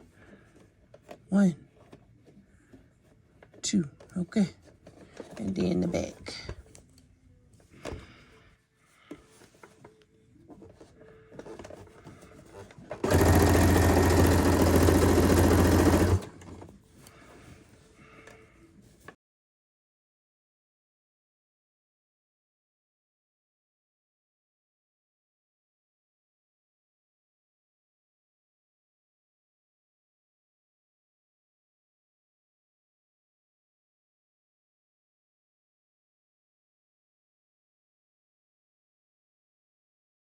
Okay, so we're going to make the sleeves. And first thing I told you, I think in my last video, I like to make a slit right at the point where the top of the sleeve will meet the seams of the shoulder.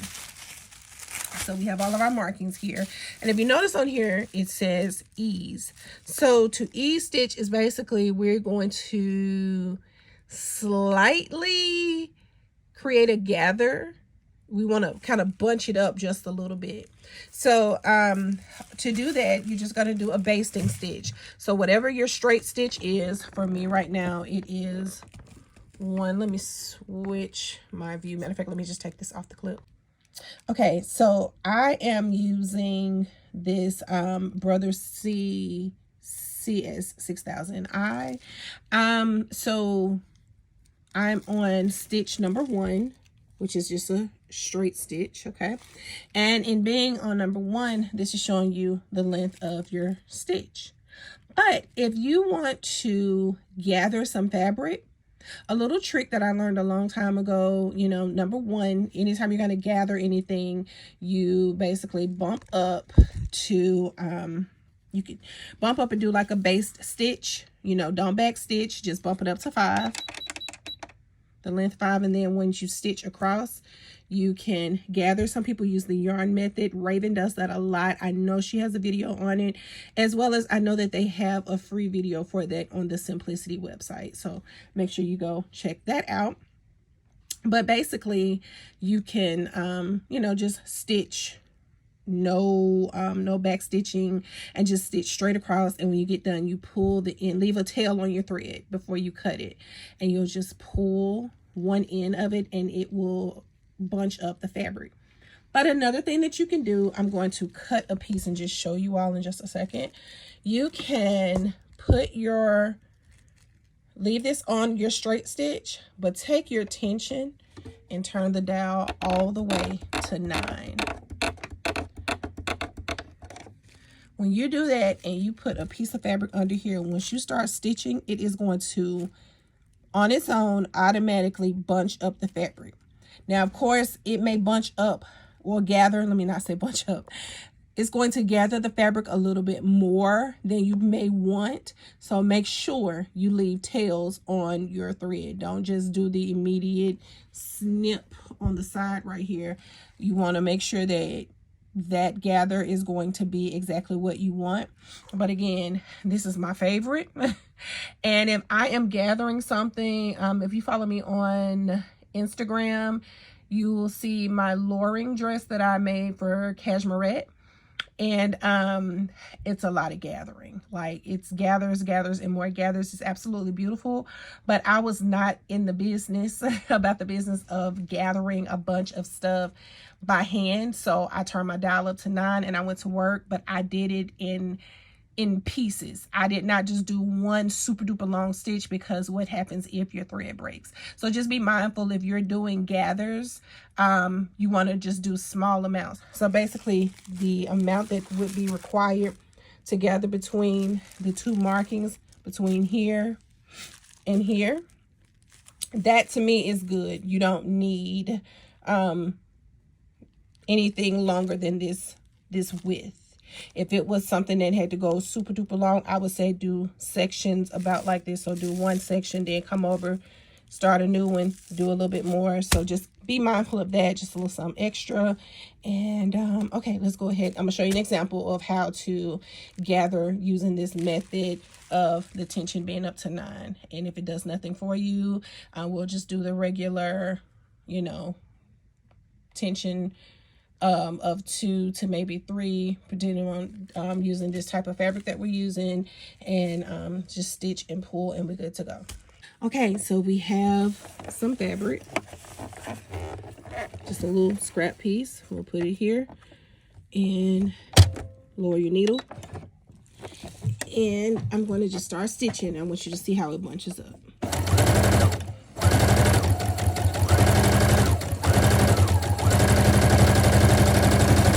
Anything special to it. Cut my fabric on, cut my thread on the side. Lift my camera up. And your fabric has been gathered. So keep that little tidbit in your back pocket. It will help you if you're doing something that's requiring a lot of gathering. I love to see gathered pieces, but it will drive you to drink if you have to do a lot. So keep that in mind. And again, leave you some tails if you know you want to, you know, tighten it up a little bit more. So that's why it's good to have the extended length of like 5. And, you know, be delicate with it because it's very easy to break the thread. I mean, look how simple, you know, how thin the thread is. But you see I'm bunching up a little bit more, just pulling. So awesome way to gather your fabric. So we're going to do that for the e-stitching. Let's do it. Okay, so we're at step 29, and we need to e-stitch the top of this sleeve, okay, the sleeve cap. So we have our straight stitch set on the sewing machine, and we're going to increase to a length of 5, just because you may need to adjust your ends of your thread just a bit to fit the sleeve cap into your dress. So let's go. And we're gonna make 2 rows of e-stitches. So lower your needle, and we have some tails left in case you need to, you know, increase or decrease your e-stitches. So let's go. Do not backstitch. I repeat, do not backstitch. And these stitches will be temporary, so we want to leave the tails, and we don't want to backstitch. Okay, so that's 1.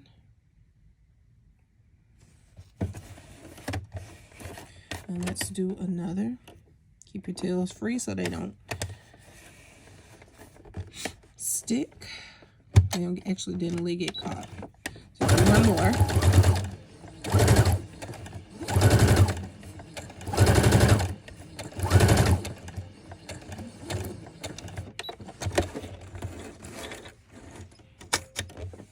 Okay. And as needed, when we are ready to put the sleeve into the dress, we will tighten this thread. Oh, let's pull the other end.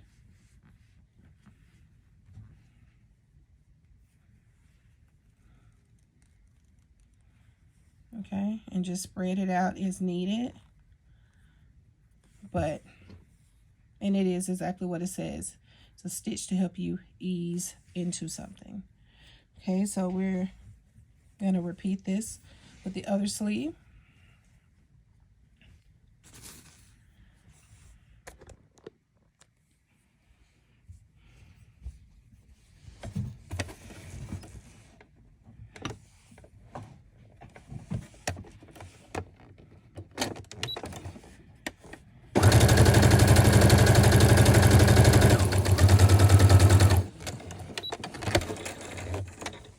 Leave a tail.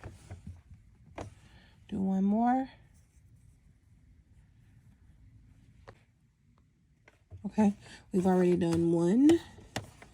Let's do another.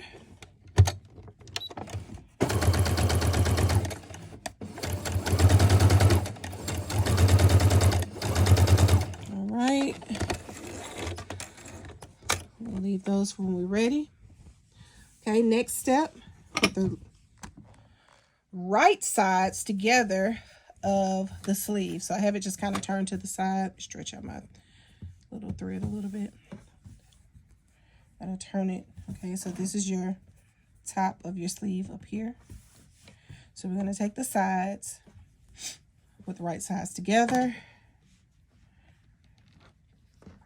Okay, we'll turn it just a little bit, have right sides together. Okay, so this is the top of our sleeve. Have all of our thread hanging so we can adjust the sleeve cap as needed. And we're going to put right sides together. I'm going to close up the sleeve.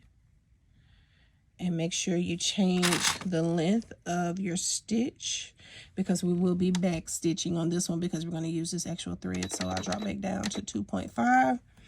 And if you pay attention, when you are changing the lengths on the different stitches, the preset length will have a circle around it. So right here, the 2.5 has a circle. When I go above it, that circle goes away.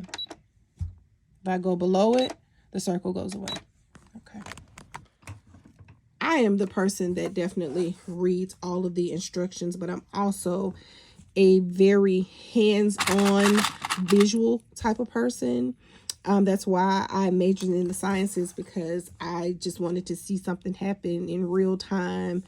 It just fascinated me. So that's how I chose the route that I chose. And I also have been a teacher, and I understand that people have different learning styles. So with my tutorials, I'm going to reach you however I can, whether it's memorable from something that I did or just from something that I said. So that's why I have fallen in love with doing these sew-alongs. It's a good feeling. It's a good feeling. And even to this day, I have students that I still talk to, which is so crazy to me that my students have become family. You know, you just never think that you'll get to that age in life where you will be someone's teacher, someone's favorite teacher. I'm like, me? I taught you that? But I have fun with them because I always had fun in school. I had great teachers. Not everybody was, you know, had that calling. That's a whole nother subject. But it is what it is. So, nothing spectacular. Hope I don't have issues with these sleeves because my arms suck. But it is what it is. So, because we need a little bit of stretch here, I'm actually going to... I think I'm going to use a zigzag stitch because this is a knit. And I'm hoping that this will suffice. I'm hoping this will suffice. So let's just do a little quick little zigzag stitch. So again, if you're new to your machine, these are all your stitches. I cannot stress to you enough, your manual is your best friend. I am always in the manual of my book. Sometimes I just want to learn different things. I don't care what machine I'm on, that manual is always nearby. So, you know, it's pretty self-explanatory. If you need a zigzag stitch for 4, okay, you just, you know, do that. If you need 14, you go up 1. And then all the presser feet have letters on them, okay? So J is the presser foot, but because I'm using a walking foot, I don't even think there's a letter on it, but just know that, baby, it gets the job done. But you have to put a little more grit into switching out the presser foot, the regular, you know, regular straight stitch for your, which is J for your walking foot. So the only time I will switch out from this when I'm stitching something is if I get to a point where I need to add a buttonhole, add the button, something along those lines, adding a zipper, anything like that. Okay, let's go. Okay, let's stitch. So we are going to do the zigzag All right.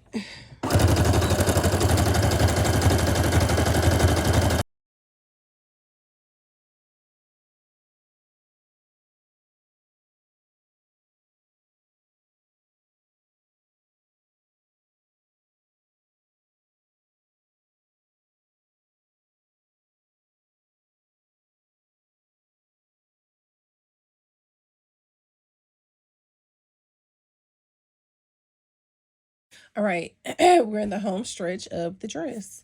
So we're gonna take the sleeve, put this out of the way to just give you some context.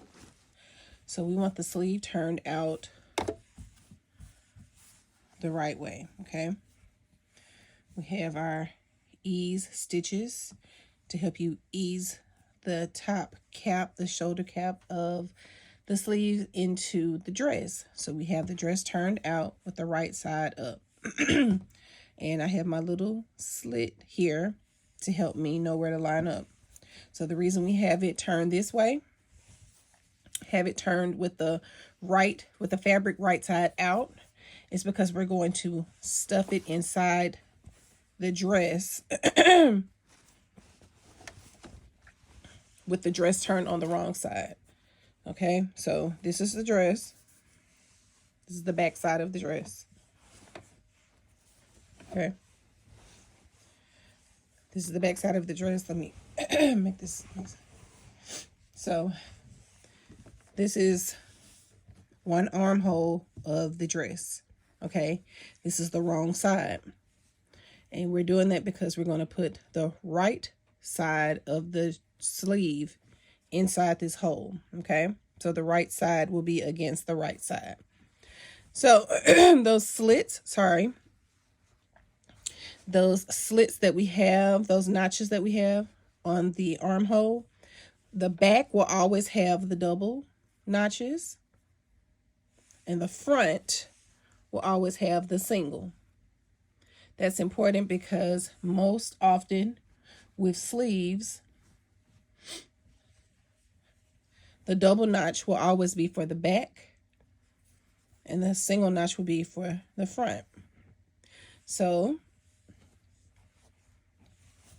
with the sleeve, with the right side out, we're going to stuff this inside the hole. And in doing so, first things first, line up your seams. Now, I know these seams look kind of wild and all over the place. This is the underarm seam. And you have, it looks like a lot of pieces of fabric because remember we had that go back and add that extra piece. So that's the underarm seam. And let's go to the shoulder seam. So we found our little notch here. We have our ease stitches. Again, this is the right side of the sleeve. This is the right side of the dress, okay? So this is how it should look. And we're going to clip it. Okay. Now, you see, this will be the back side of the shoulder. Okay, so this is the back side of the dress. Okay, so here's your sleeve. This is the back part. This is the back part of the dress. So sandwich those together and clip. Sorry if I sound nasal. I had a sneezing spell earlier. It did not go well. Okay.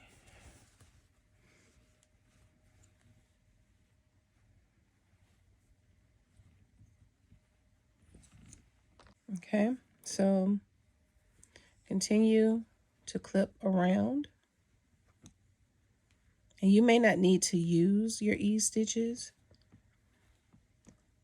I'm one of those people, I'm always going to try on my sleeve before I attach it to the dress because I have bigger arms and you want to make sure that it will fit. If it does not fit before you attach it, that gives you time to take it apart and add more fabric or just recut the sleeve altogether but bigger. I was not feeling the fit of my sleeve.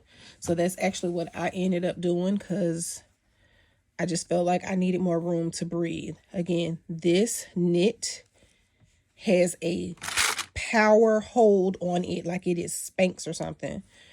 And I needed to be comfortable. So, okay, my notch is just a little bit off, but they're still front together. Okay.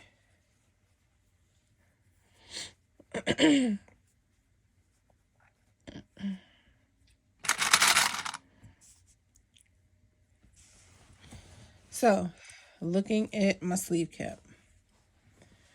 Okay. Let's take off where I had it with the little notch there. And let's just kind of play with your stitches. Want to kind of pinch that in a little bit.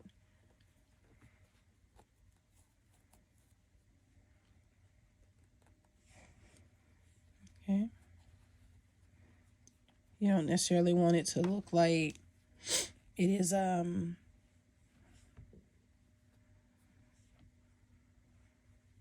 like a ruffle, but you just want to fit the sleeve cap into the arm opening.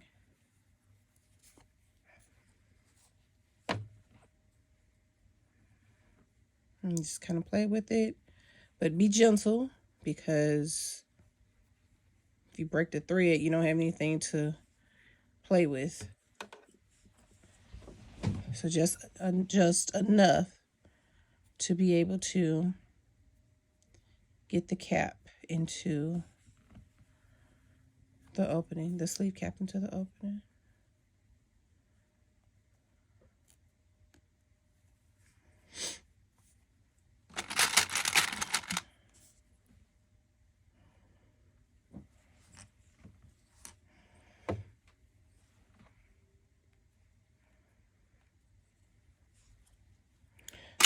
Okay.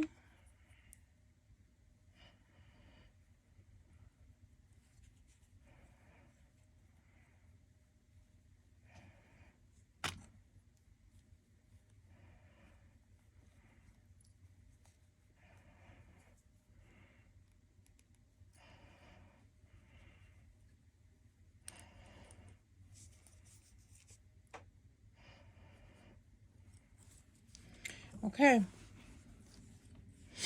So we'll just throw another clip in here just because. Turn the clips this way.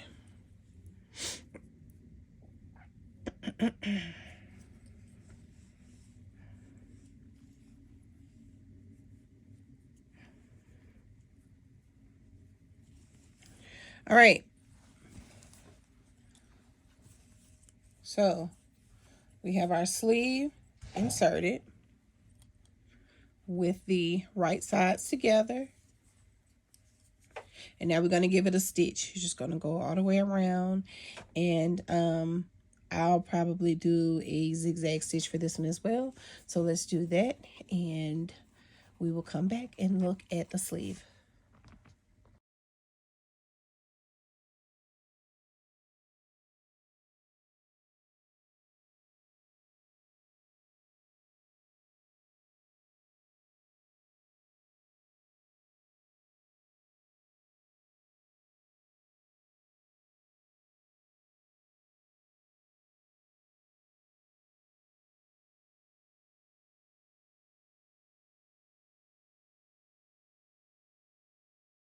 All right, so let's get the excess thread off. And again, I want to stress that I'm not going to serge these seams until I get some serger thread in this color.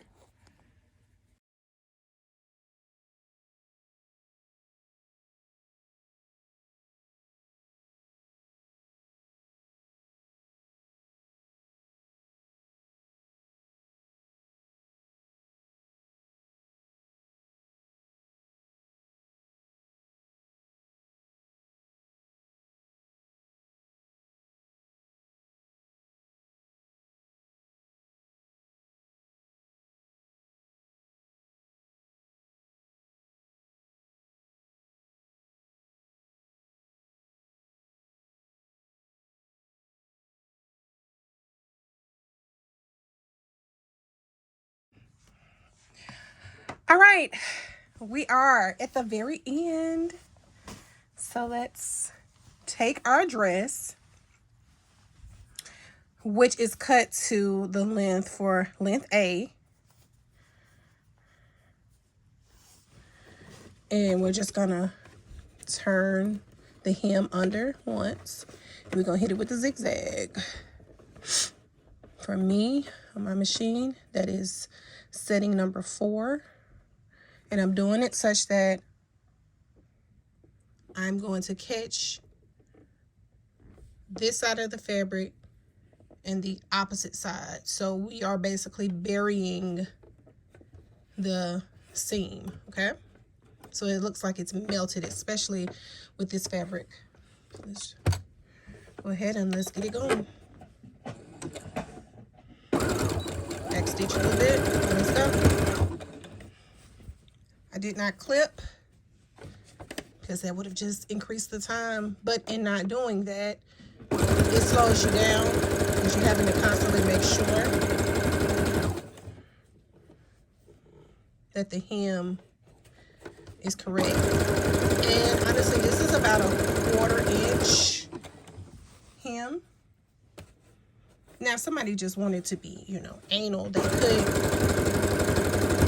say, hey, let me measure all the way around and see what your hem is. That's not their business. Nothing is exact. For me, sewing should be relaxing. I hope you have enjoyed this sew along.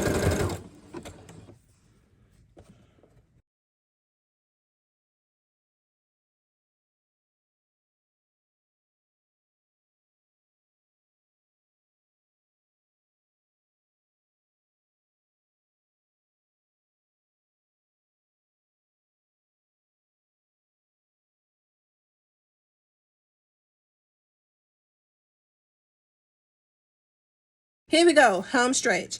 So the notions on the back of this packet call for 2 1/8 inch yard of cording. So let me let y'all know something. I knew that I was not probably going to find immediately because I needed instant gratification. I needed to find cording that would be yellow or something that made me happy with the dress. However, I said, let me use this as just something to play with. So put this on, cover my face so you can see a little bit better. So I got this from Joann Fabrics, I think some time ago. And I had a lot of it left. I think I wanted to play around with making some earrings once, just something. And I cut the length and I fed it through the dress, and I was like, yeah, I don't like how I feel like I'm trying to hang myself. It just, to me, the pull of it didn't go with the softness of the dress. So I said, rather than go through trying to find something that would be comparable for my dress, make your own cord. So we're going to use some scrap fabric to make our cording for our dress. Just trust me, it's going to be good. Trust me, it's going to be good. Have I laid it wrong yet? It's going to be good. Let's do this. All right, friends, this is going to be really, really, really, really quick. So you already saw that the packet called for 2 1/8 yards. We're not worried about that 1/8 of a yard because that's just a little hang time on the tie. So this, hold on.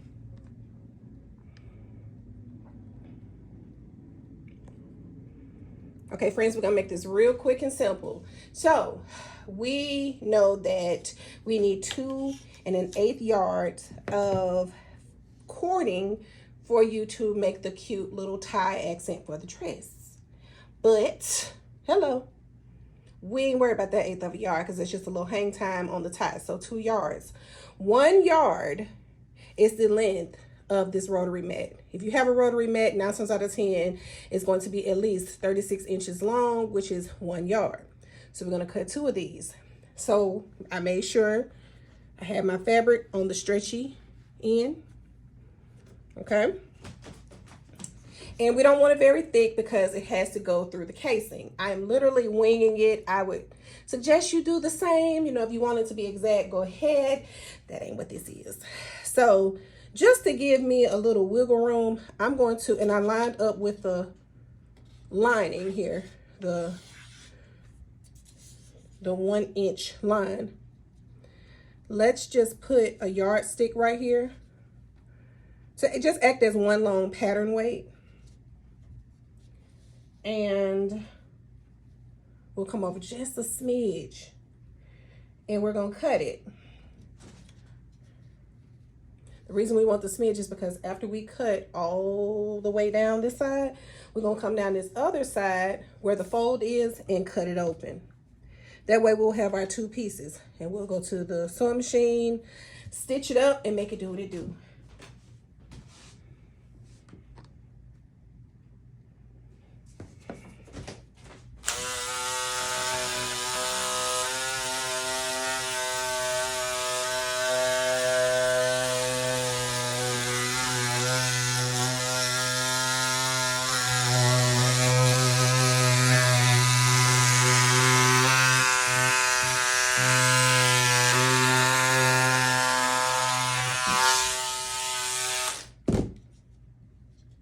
Move this up just a little bit so we don't have to double work, you know, work smart, not hard.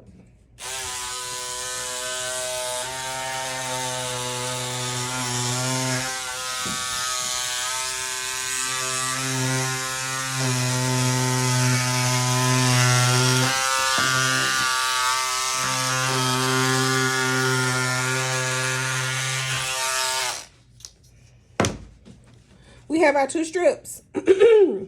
So let's go back to the room, to the sewing machine, and let's get to work.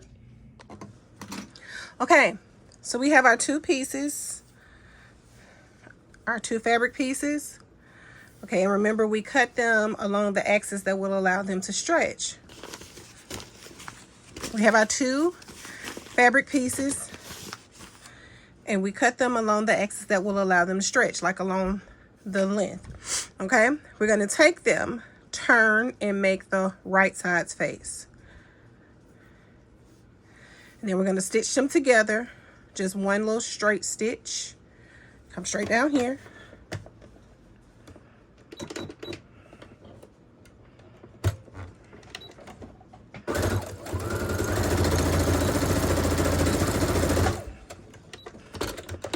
Okay, and we're doing this in the same kind of fashion that we made our belt with my last sew along. Okay, so now we're going to take this open.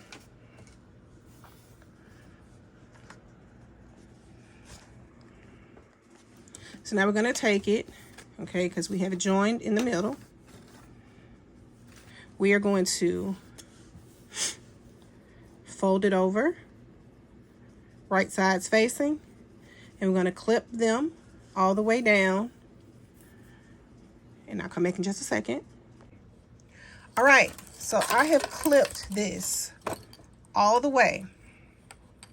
And whenever I have something that needs to have an opening, because obviously we're going to turn this inside out, I don't necessarily want to leave the opening at the point of the seam. I want to come a little bit past that. So I'm going to put like 3, just put 4 on, be on the safe side. Put 4 in a row. That is my little key trigger to myself to know, do not come and sew in this area, because we're going to leave this open and turn it inside out. Okay, so we'll go ahead and stitch this up real quick, and we'll close the ends up as well.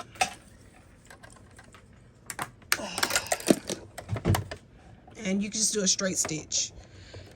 Now hopefully it doesn't kill me to turn this inside out because it's so tiny, but of course this cord could not be very thick because it needs to fit through the dress, the little casing in the dress. So let's give it a go. Okay.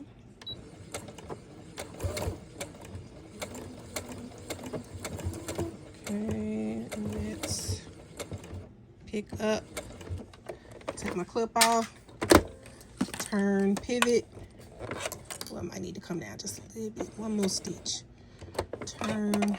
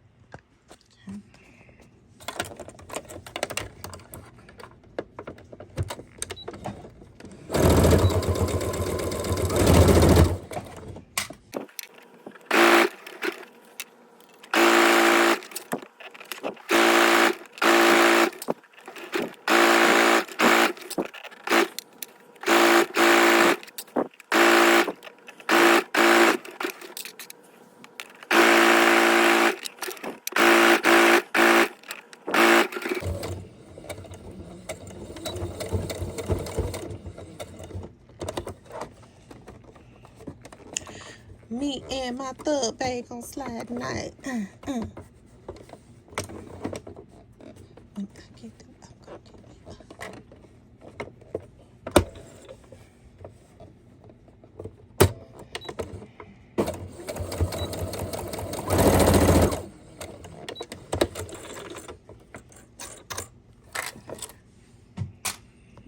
All right, we made it to the end. Let us pray that I have enough room to turn this thing inside out. But I feel like I have made spaghetti straps smaller than this, so this shouldn't be an issue. And again, I left it clamped where I knew I needed to close. And as a matter of fact, I can close this in just a little bit more. But I just had to be mindful of where I wanted my stitches to stop. Close it up just a little bit.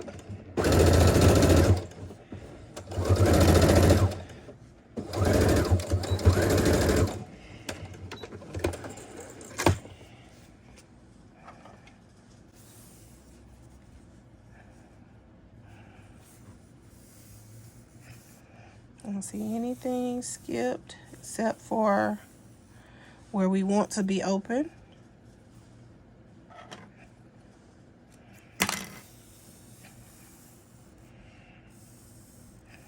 All right, let's flip it. Take my point turner. Well, my latch hook turner. So, go all the way through.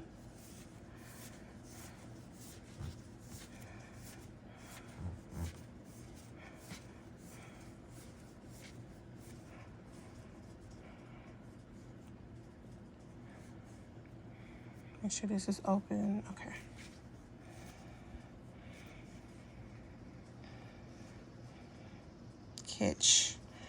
Catch it somewhere. Wait a minute. It may actually be closed because I do not feel.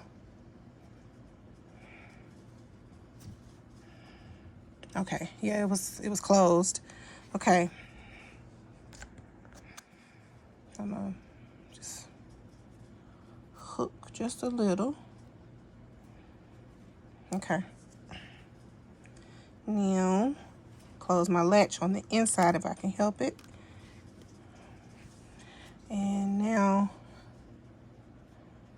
let me clip this little extra in.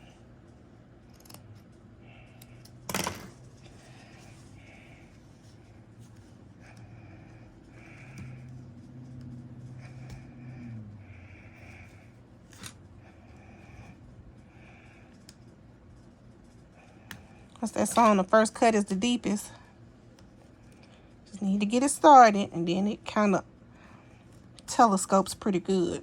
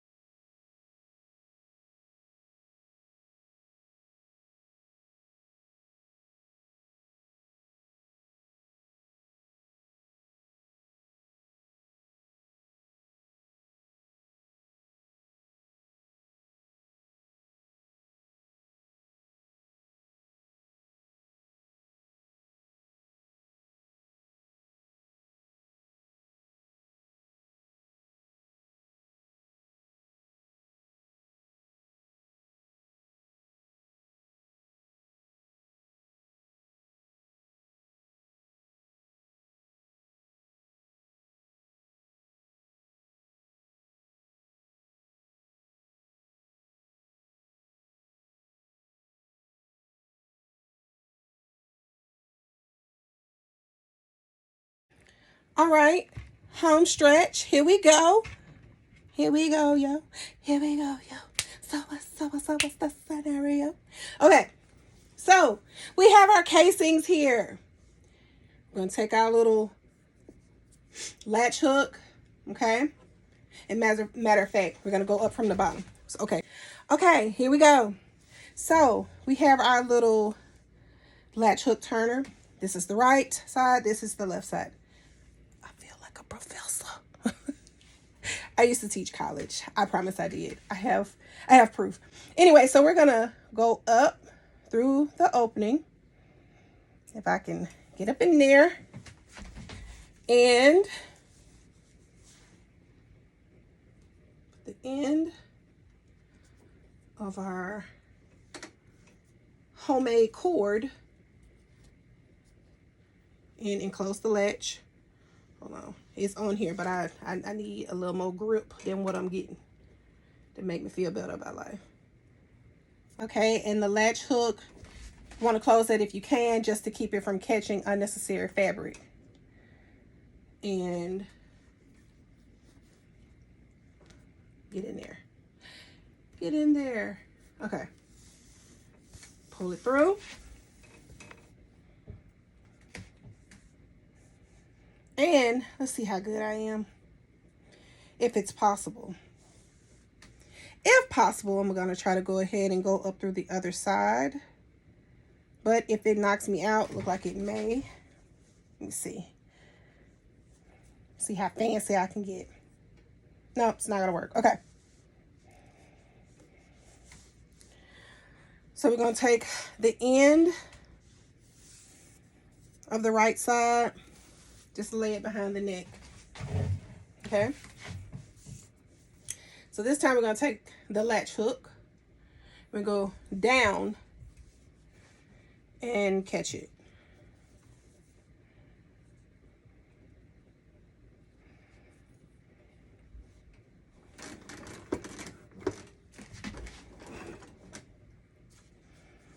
Okay. Oh, shoot. Why y'all ain't catch it? Why y'all ain't reach through here and close the latch? Y'all don't care about me. Okay. Catch it. Close the hook. Again, you want to do that so that you don't snag your fabric as you're coming through. Come up through the opening. And that's that. Okay. We're done. So we have our cups here. We can tighten up our cord as needed.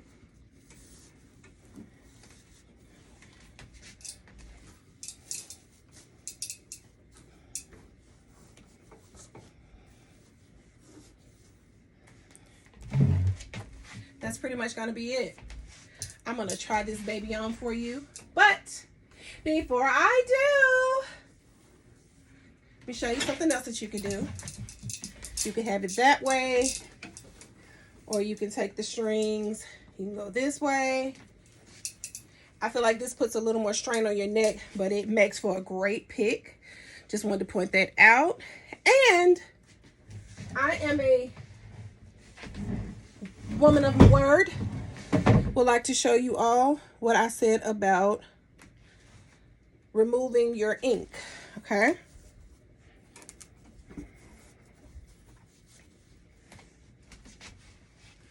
So I'm gonna get my steamer and we're going to steam away some of these markings that we had to make. So case in point, you see this marking right here? This is erasable ink. Remember I told you the erasable ink will go away with steam. So we're gonna do this in real time and we'll be done.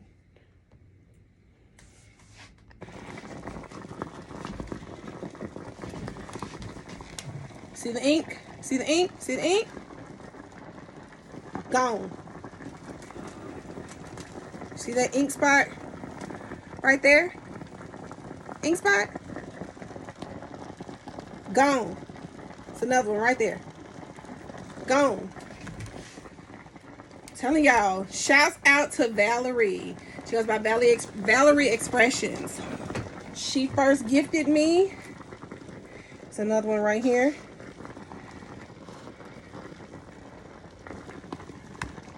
She first gifted me with these ink pens, and I cannot possibly thank her enough. So, y'all, we done. So we're done. I'm gonna clean myself up and get cute, take some pics for you. Want to remind you, any loose basting thread that you see, get rid of it, because if you don't get rid of it, it's gonna pop, and then you're gonna have weird strings hanging from your clothing. So just give your garment a good once over, and remove any extra thread. And that's that. See you in a few. Hey, so we made it to the end. So I had so many things that I said I was going to do in the beginning that yeah, I kind of changed a little bit. So where I thought I was going to, you know, double the bodice, no, I didn't need to double the bodice, but I definitely needed to extend the bodice lengthwise by about 4 inches. And that kept two things from happening. That kept the dress from sitting up higher, like actually sitting in the middle of my boob. It would have just looked funny, I feel, if I had not extended that down the 4 inches. It kept me from having under boob, like, you know, a little bit too much of a peekaboo. So definitely, if you have a heavier chest, that is my absolute recommendation to you, to extend the bodice down at least about 4 inches. And instead of doubling the fabric, like, you can line it, because obviously the pattern says that you can line it. Instead of lining, I would get a cup. I would definitely insert cups and stitch them in. Same way you would do if you were doing a swimsuit of some sort. At least that's my method. I would stitch the cups to the inner part, because when you fold over the bodice, obviously that inner part that will be against your skin will kind of act as a lining. And just overall, I love that no matter what, I'm not worried about anybody seeing my nipples. Okay, so that is a very high recommendation. Anytime that you are, I don't know what that was. Anytime that you are extending out, you're grading a pattern, whatever you do to anything that has to go towards the side seam, whatever you do to one part of it, you need to do to the other. So of course, we had to come back and make another little design on the side, because I had to come back and add the 2.5 inches on each side on the bodice, as I did to the rest of the front of the dress. So just be mindful of things like that. This was a very cute, quick make. I'm definitely making this dress again, and I'm probably gonna go with View B. And the thing that I will tell you, that if you are following along with Sew Your View, the thing that I kind of, I guess, want to keep is like, well, wanted to keep as like a aha moment. I was randomly talking to Monica right before she posted this. I never told her that the next sew along that I was working on was this pattern. And I woke up today and saw the post. Well, not by the time you see this, it won't be the same day. But I woke up the next morning, saw what she posted as a Sew Your View pattern. And I was like, wait, did I tell her that that's what I was sewing? I had literally just finished filming this sew along when I saw that she would pick that as the next one. And actually, she was going to be the host. So I talked to her and I was like, girl, let me do this. Like, I got you. Like, oh my God. Like, it just worked out. And hopefully you've enjoyed it. Again, if you are not active with Sew Your View, please follow that channel over on Instagram, as well as follow me. But I will be taking over for Sew Your View for the month of August. Yes, we are already a couple days into August, and I did not know that I would be the person until August 6th. But just give me 5 minutes, okay? So again, I am the person that loves to tell people, watch a tutorial all the way out, read your instructions all the way through to see how much help you'll truly need. So that's that. I hope you all have enjoyed. I hope you all love my make. I think it is a very sexy, fun. Yes, it's giving a little bit of cleavage, but honey, we grown and we do what we want to do over here. And again, I just gave you tips to kind of give you a little more coverage if you have a heavier boob, because that was my main reason for wanting to do this as a sew along. I'm like, I've been looking at the dress and I'm like, ooh, somebody might get hurt. If I just make it. So I sit and I play with it. And again, it just kind of worked out that the August Sew Your View pattern just so happened to be the pattern that I had just finished filming a sew along for. So I'm making this again, and I'm definitely making it in view B. And again, I feel like it is a wonderful, like if you want to go out, kick it with your girls, if you want it to be a date night outfit, hey, turn up. I also think it's great for like vacation wear, because if you want to walk around all day in your sandals with your dress like this, great. If you want to make that your night out, at the resort you're going to eat, I think that would be a great look. So again, if you have any questions, by all means, leave it in the comment section below. If you're on Instagram, you're welcome to DM me. I don't hold my phone and my computer all day in regards to this, so please be patient with me if you send me a message and it takes me a minute to respond, because I do work a full-time job, 9-hour days. Okay, so that's that. I hope you all have enjoyed, and till next time, baby, because I'm coming with something. So enjoy yourself. Bye.